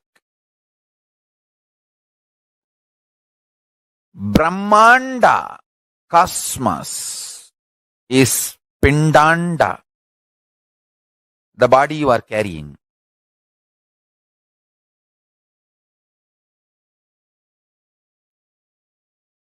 If you decide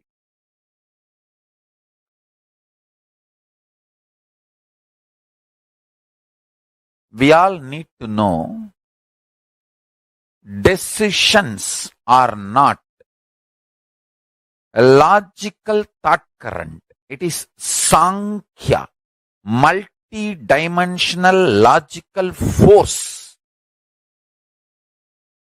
Sankalpa is not one more thought or idea you have.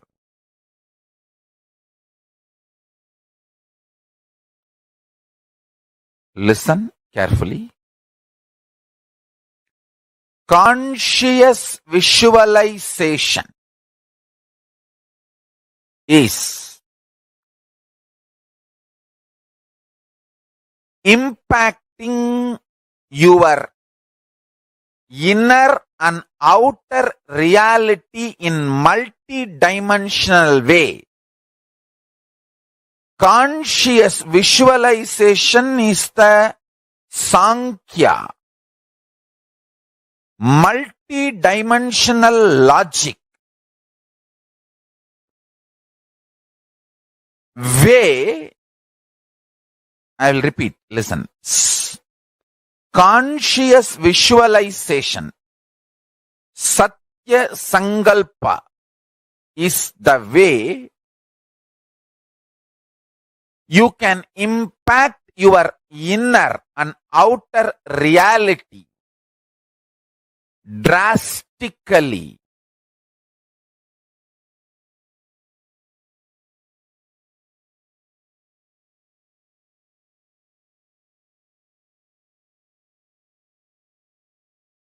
This powerful cognition is the Sankhya, multi-dimensional logic of consciousness and Parashakti.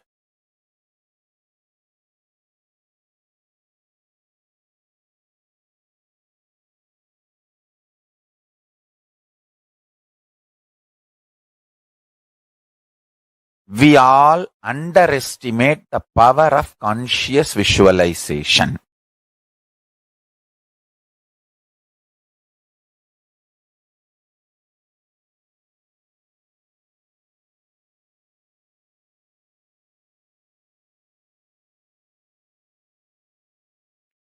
Do not underestimate the power of conscious visualization.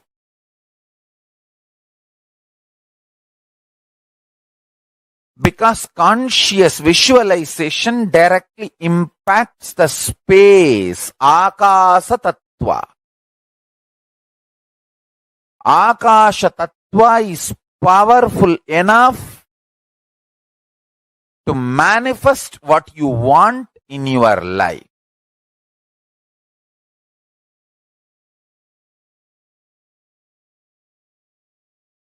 Multi-dimensional functional logic of Akasha Tattva, space principle, the space power. I will reveal it to you now. Listen.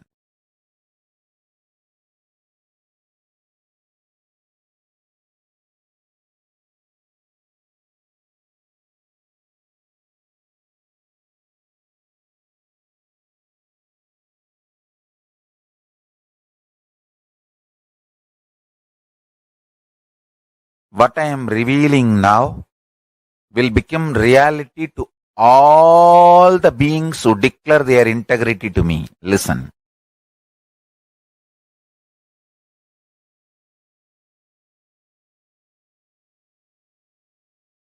If you want, take few seconds and consciously declare your integrity to me. It does not require you to give your money or any precious things you think as your possession. Nothing need to be renounced. Be very clear. I am putting it very clearly. Now, you declaring your conscious integrity to me does not require anything to be, anything which you like or love as your life to be given away. conscious integrity is the Sankhya, multi-dimensional logic,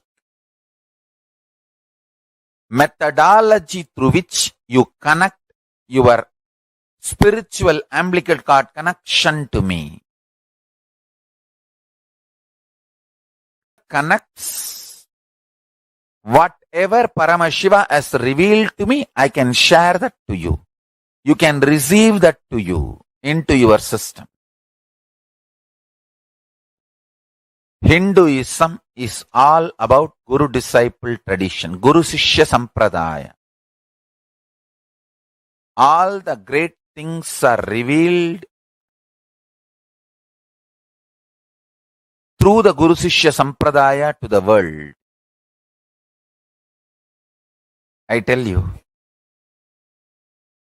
whenever you declare your integrity to a Guru, all his realizations and experience, expertise, Satya, Satya, Shaktis become yours. If you understand one concept, which is the base of the Vastu Shastra, the scripture which speaks about the ways and methods, the house should be constructed. There's a Shastra, scripture which speaks on that. It says there are 5 elements in the universe, in the existence. As you all know, the earth, water, fire, air and ether, space. All the 5 elements is nothing but energy. There is Upanishad which says the whole universe has come from energy, come from the Atman. From the Atma, Akasha, from Akashat, Vayuhu, Vayur, Agnihi, Agni, Apah, Apa, Prithvi, Prithivyor, Annam. From the Atman, energy, the Akash, ether has come. From the ether, the air has come. From the air, the fire has come. From the fire, water has come. From the water, earth. We can feel the happenings in all these 4 spaces. In the earth, in the water, in the fire, in the air, you can feel, you can sense it. Because of that, we can understand. But we forget to understand that space, ether is also an energy, a power. It is more subtle and more powerful. Because when it becomes subtler, it becomes more powerful, more energetic. The science is created by the masters to handle the power of ether. To handle the power of ether. To use the power of ether in a proper way. To handle the earth, we have a lot of mechanisms, instruments. To handle the water, we have a lot of things. To handle the fire, we have a lot of things. We can use the fire by a proper oven, by a proper furnace. So, we have designed so many things to use these 4 elements. Our masters have designed Vastu Shastra to use the ether element, use the space element. The Vastu, the structure of the house is designed, the science is created to use the space. There are 3 types of spaces. One is the Chidagasa. Chidagasa means the space which is inside your being, inside your body. The space from which you operate. The second thing is called Mahakasha. Second thing is called Katakasha. The space in which you are living. Third thing is called Mahakasha, the whole sky, whole Prabanja.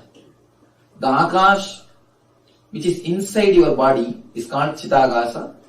The Akasha, which is under which you are living, which surrounds you, is called Ghatagasa, which is all over the universe. The Prapancha is called Mahakasha. The Mahakasha is always pure, energetic, powerful.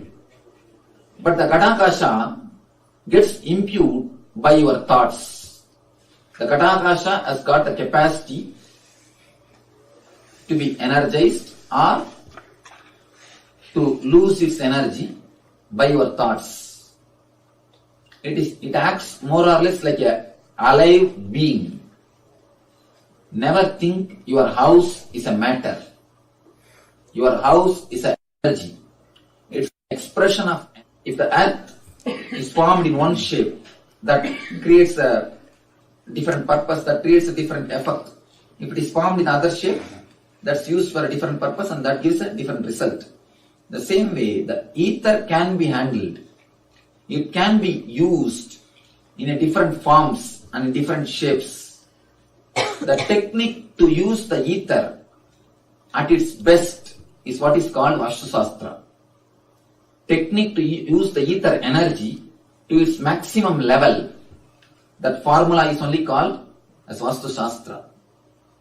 When the ether is put in a one particular size, inside the room, inside that space, whomsoever lives, they are controlled by that ether, and that ether is in turn controlled by them.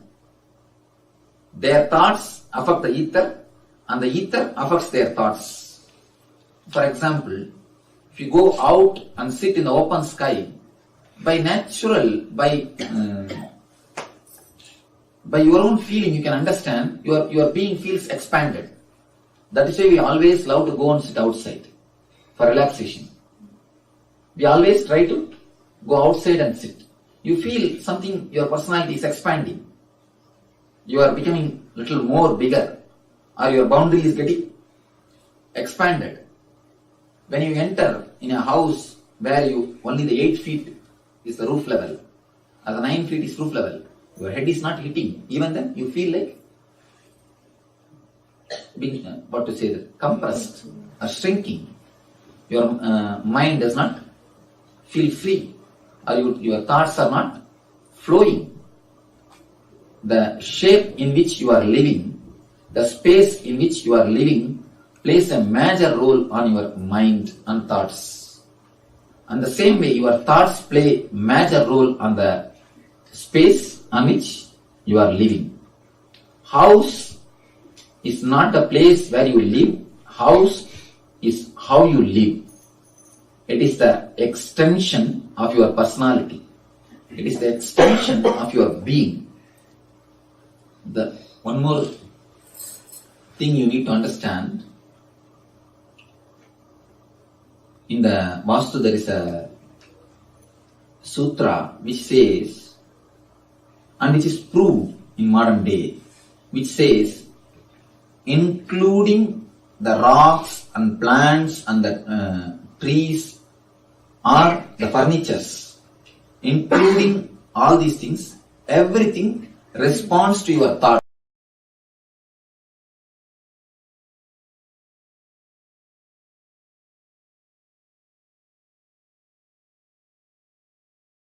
Space, kasha.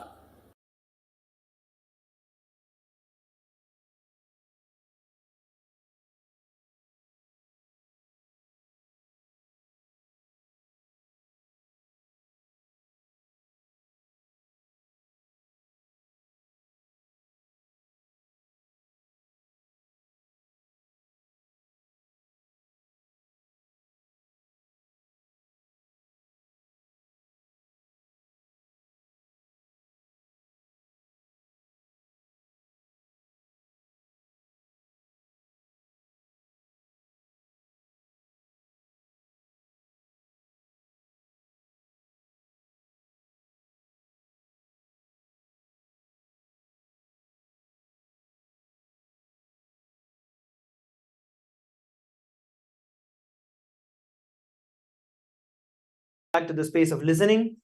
Get yourself a pen and a paper. Yes, sorry for the technical glitch.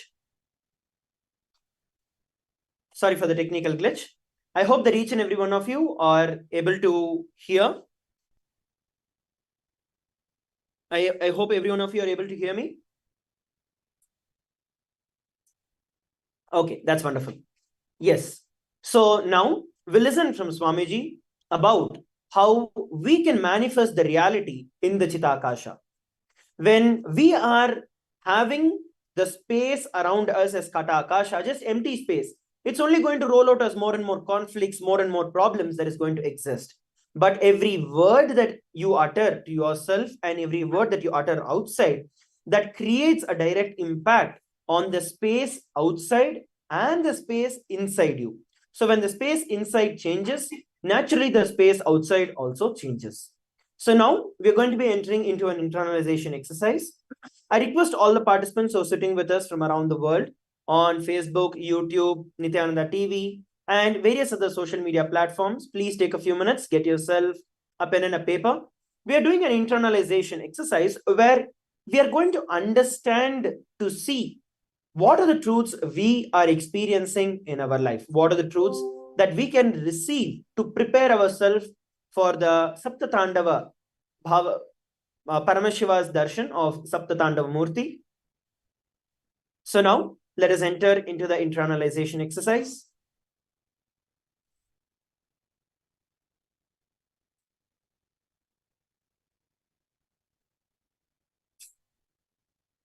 Please be seated. As we can see, many of us very commonly start using the words, oh, I feel very suffocated. I am not okay with all of this. Just recapping on what Swamiji shared. Suffocated.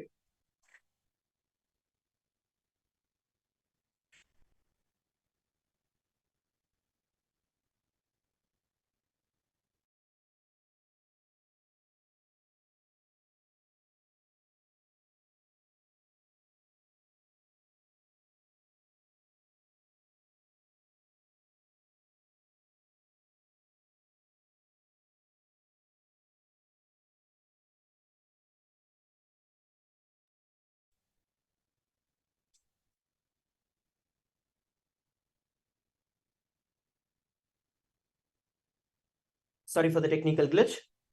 Yes. So as I was sharing, when we start using the words of negative idea or a negative connotation to which we have a negative understanding, you will see that those words create that experience in each and every one of us. It's basically when a thought is created and that is actually stuck on the space, that becomes reality. So whenever you create negative words, whenever you create thoughts that make you feel, oh, it's not possible, I'm not able to do, and all of those kind of things, that is what you're going to manifest as a reality. But rather, we're going to start working right now to see what are the words we are put into ourselves. What are the words that we have used all this while to create the suffocation around us continuously. So that is what we're going to do now. I request everyone to get yourself pen and paper. Let's move on with the internalization exercise, where we are going to identify in our life where we are using the negative statements in our life. See, it doesn't have to be where you are uttering externally. Even inside you, when you utter, it is still a word that is generated, which is stuck on the space and manifests as reality. So pen down 5 negative statements that you very, very commonly use in your life. See, this is not like any other self-motivation or self-realization. No, this is something way deeper than all of that. It is a science of manifesting reality and the science of creating and generating the space to manifest the reality as you want. So please take a few moments to sit and pen down 5 negative statements. First, pen down the 5 negative statements. For example, I feel I'm suffocated, I am irritated, I cannot handle this. So like that, what are the words that you use continuously which suffocate you, pen them down. It might even become an unconscious thing, like it just is part of your whole vocabulary. No, please take a few moments to do this.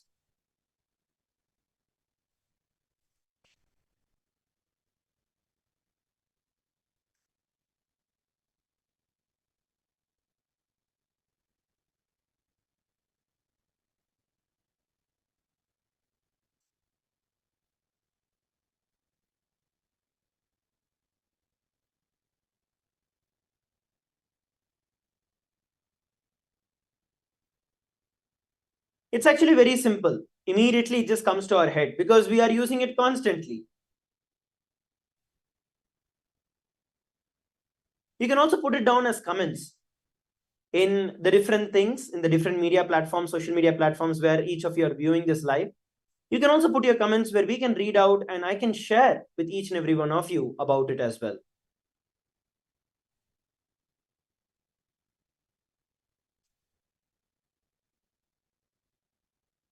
Please go ahead and put it.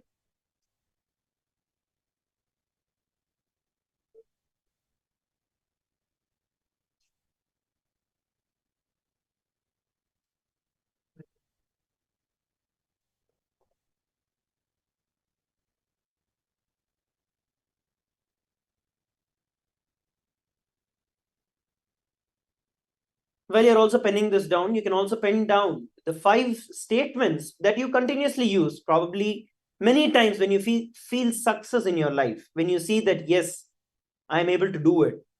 See the positive statements that you use in your life, experience and see how those have deepened the experiences in your life.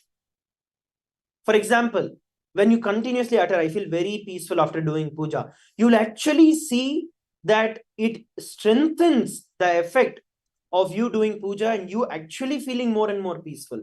Similarly, whenever I offer to Kailasa, whenever I give to Kailasa, there is huge abundance that is generated in my life. These are truths that you generate inside you also to manifest as a reality. Similarly, whenever I chant the Mahavakya, I am able to manifest all the extraordinary powers. I am able to get rid of any problem. The moment I think of Swamiji, I am able to see that problems are solved. The moment I think of Swamiji, Swamiji is there attending to me. Like these, look at, pen down 5 different statements, positive statements, which have deepened the experience in your life. Please pen down.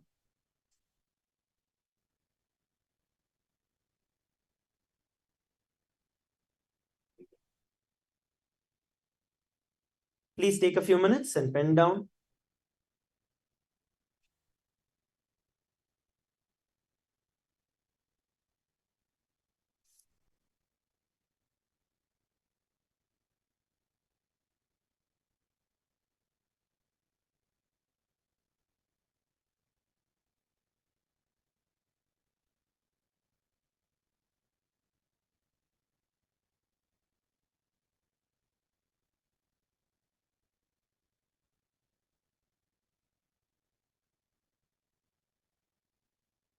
By doing this, actually, we're identifying the various situations in our life where we unconsciously and consciously destroy our life.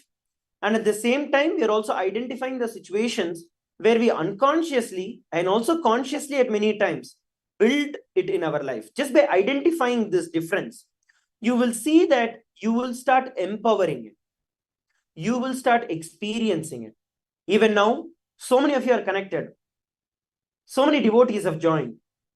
All of you know, the moment you have the Bhava Samadhi Darshan, there's a gush of energy that happens. And you literally can manifest anything that you want during that time frame. And you're completely rejuvenated after the Bhava Samadhi Darshan. So these kind of powerful cognitions, there are many for every one of us. Now you have to decide, the moment you even identify, you have to look in to decide, what do you actually want to manifest? Do you want to create the space where you feel stuck? Or do you want to create the space where you want to manifest the reality? So just by penning down, you'll come to this understanding. You'll come to this realization. I request all of you also to go over and post. You can post it in the comment section, the Facebook, in the YouTube, in our various other platforms. You can post it. If you have any doubts or questions also, you can always post. Very, very shortly, we're going to be having the Bhava Samadhi Darshan of the Supreme Pontiff of Hinduism.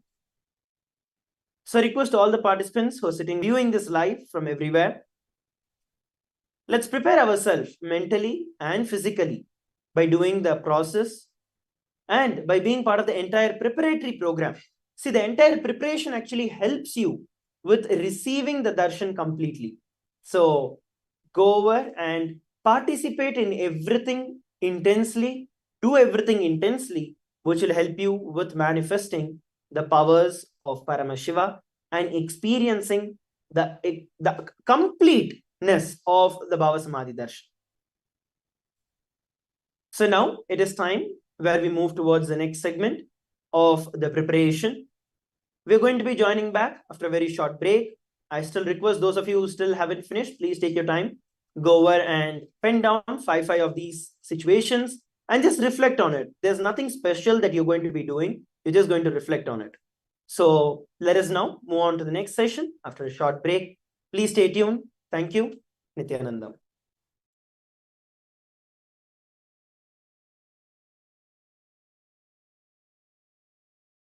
Time and space, Bhagwan Paramashiva, the all-powerful, all-pervasive, and all-knowing ultimate superconscious existence revealed in the Vedas and Agamas, the source scriptures of Hinduism, the truths about himself and the manifested universe and its multidimensional and simultaneously existing dimensions and worlds, also known as parallel universes or vertical time zones. त्रुट्यादि प्रत्ययस्यार्थ कालो माया समुद्भवः. The Kala Tattva, which gives rise to the knowledge of various time zones and parallel universes such as Truti and others, is originated by Ananteshwara from the impure Maya. Bhagwan Paramashiva mentions that as we experience the various higher states of consciousness, we simultaneously experience the various time zones associated with them. We get transported to the parallel universes and experience the other dimensions of our own existence. Listen. Suvarloka is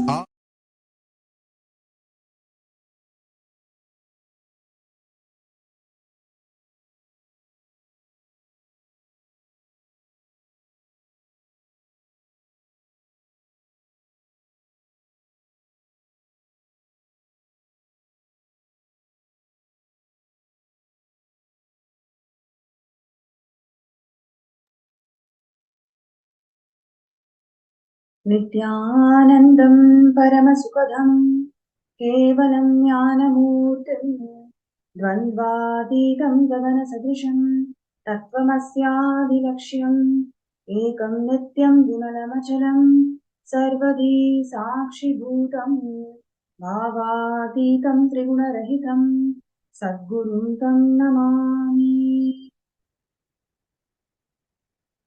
Nithyanandam. We welcome all the viewers, participants from more than 175 countries joining with us in two-way video conferencing and all the Kailasa's social media platforms. I welcome each and every one of you all to this amazing segment today. And we would like to wish all of you the auspicious occasion of Kailasa's Congress. Very good new auspicious beginning is what we would like to wish to all of you. And now, in this segment, we are going to be seeing one of the very important aspects that all the Hindus are looking forward in today's world.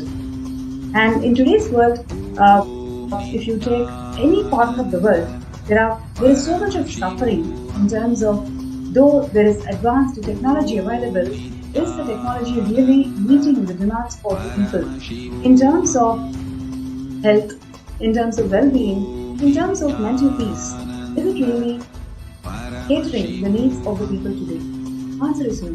But how our Hindu civilization, being as old as sun, how the age-old Hindu civilization was able to maintain the ecosystem in a very blissful way, where every single sect of the ecosystem constantly worked towards living enlightenment.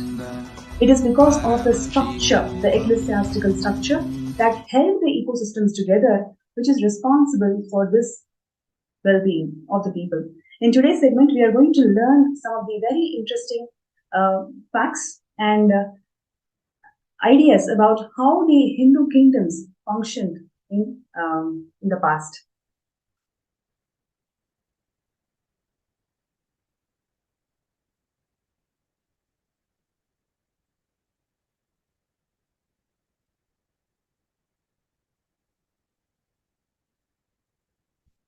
And there are some participants from the program who are still part of the Power Manifestation segment. I request all the participants to kindly come out of the blindfold, and we will be starting the next session shortly now.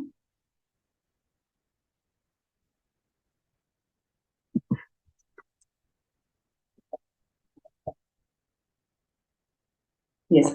Now, Hinduism is a pantheon of religion. It is not just one religion. The Sanatana Hindu Dharma is a pantheon of all the religions. About more than 100,000 sects and religious denominations can simply derive out of the Sanatana Hindu Dharma. That's because of 100 million source scriptures that Paramashivam himself has delivered to the humanity on how to live living enlightenment as per Shastras.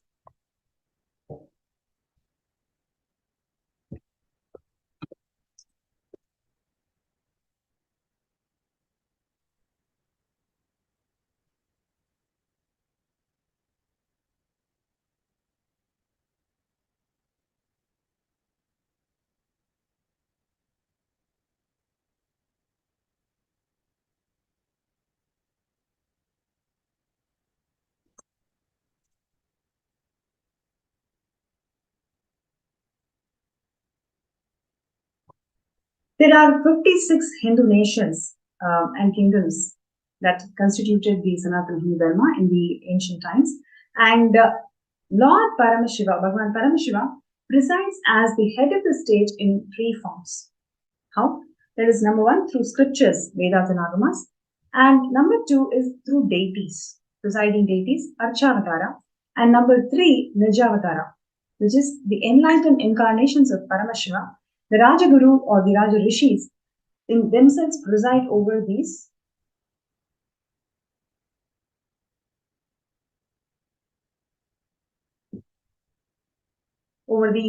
kingdoms.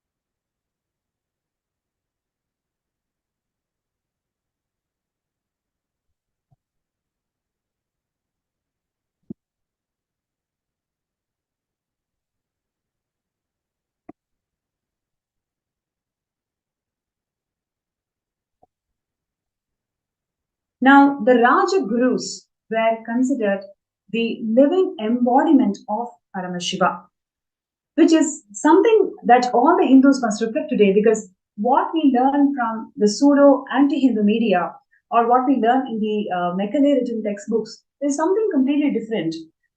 It has almost become a fashion statement for today's youth to say that I don't believe in gurus. But please understand, your past, your history, your ancestors have shown something extraordinary where the Nijavataras, the incarnation of Paramashiva, is always represented through enlightened gurus. So the Raja Gurus were considered embodiment of Lord Paramashiva. And they are not only the spiritual authority of the kingdom, they also form the apex constitutional authority and the head of the state. Yes, you heard it right.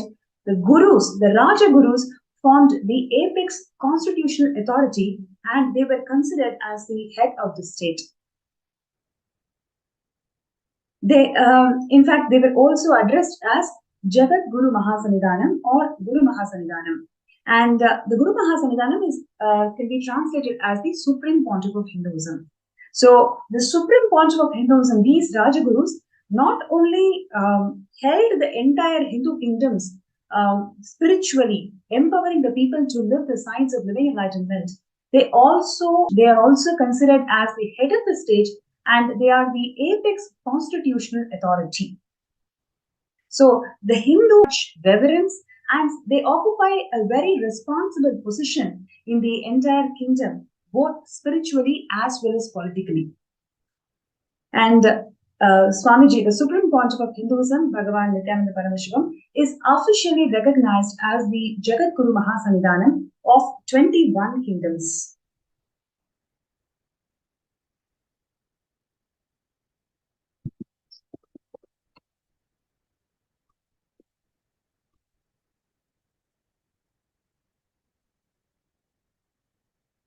And these Jagat Gurus had the responsibility of appointing and coronating the king of the Hindu nation.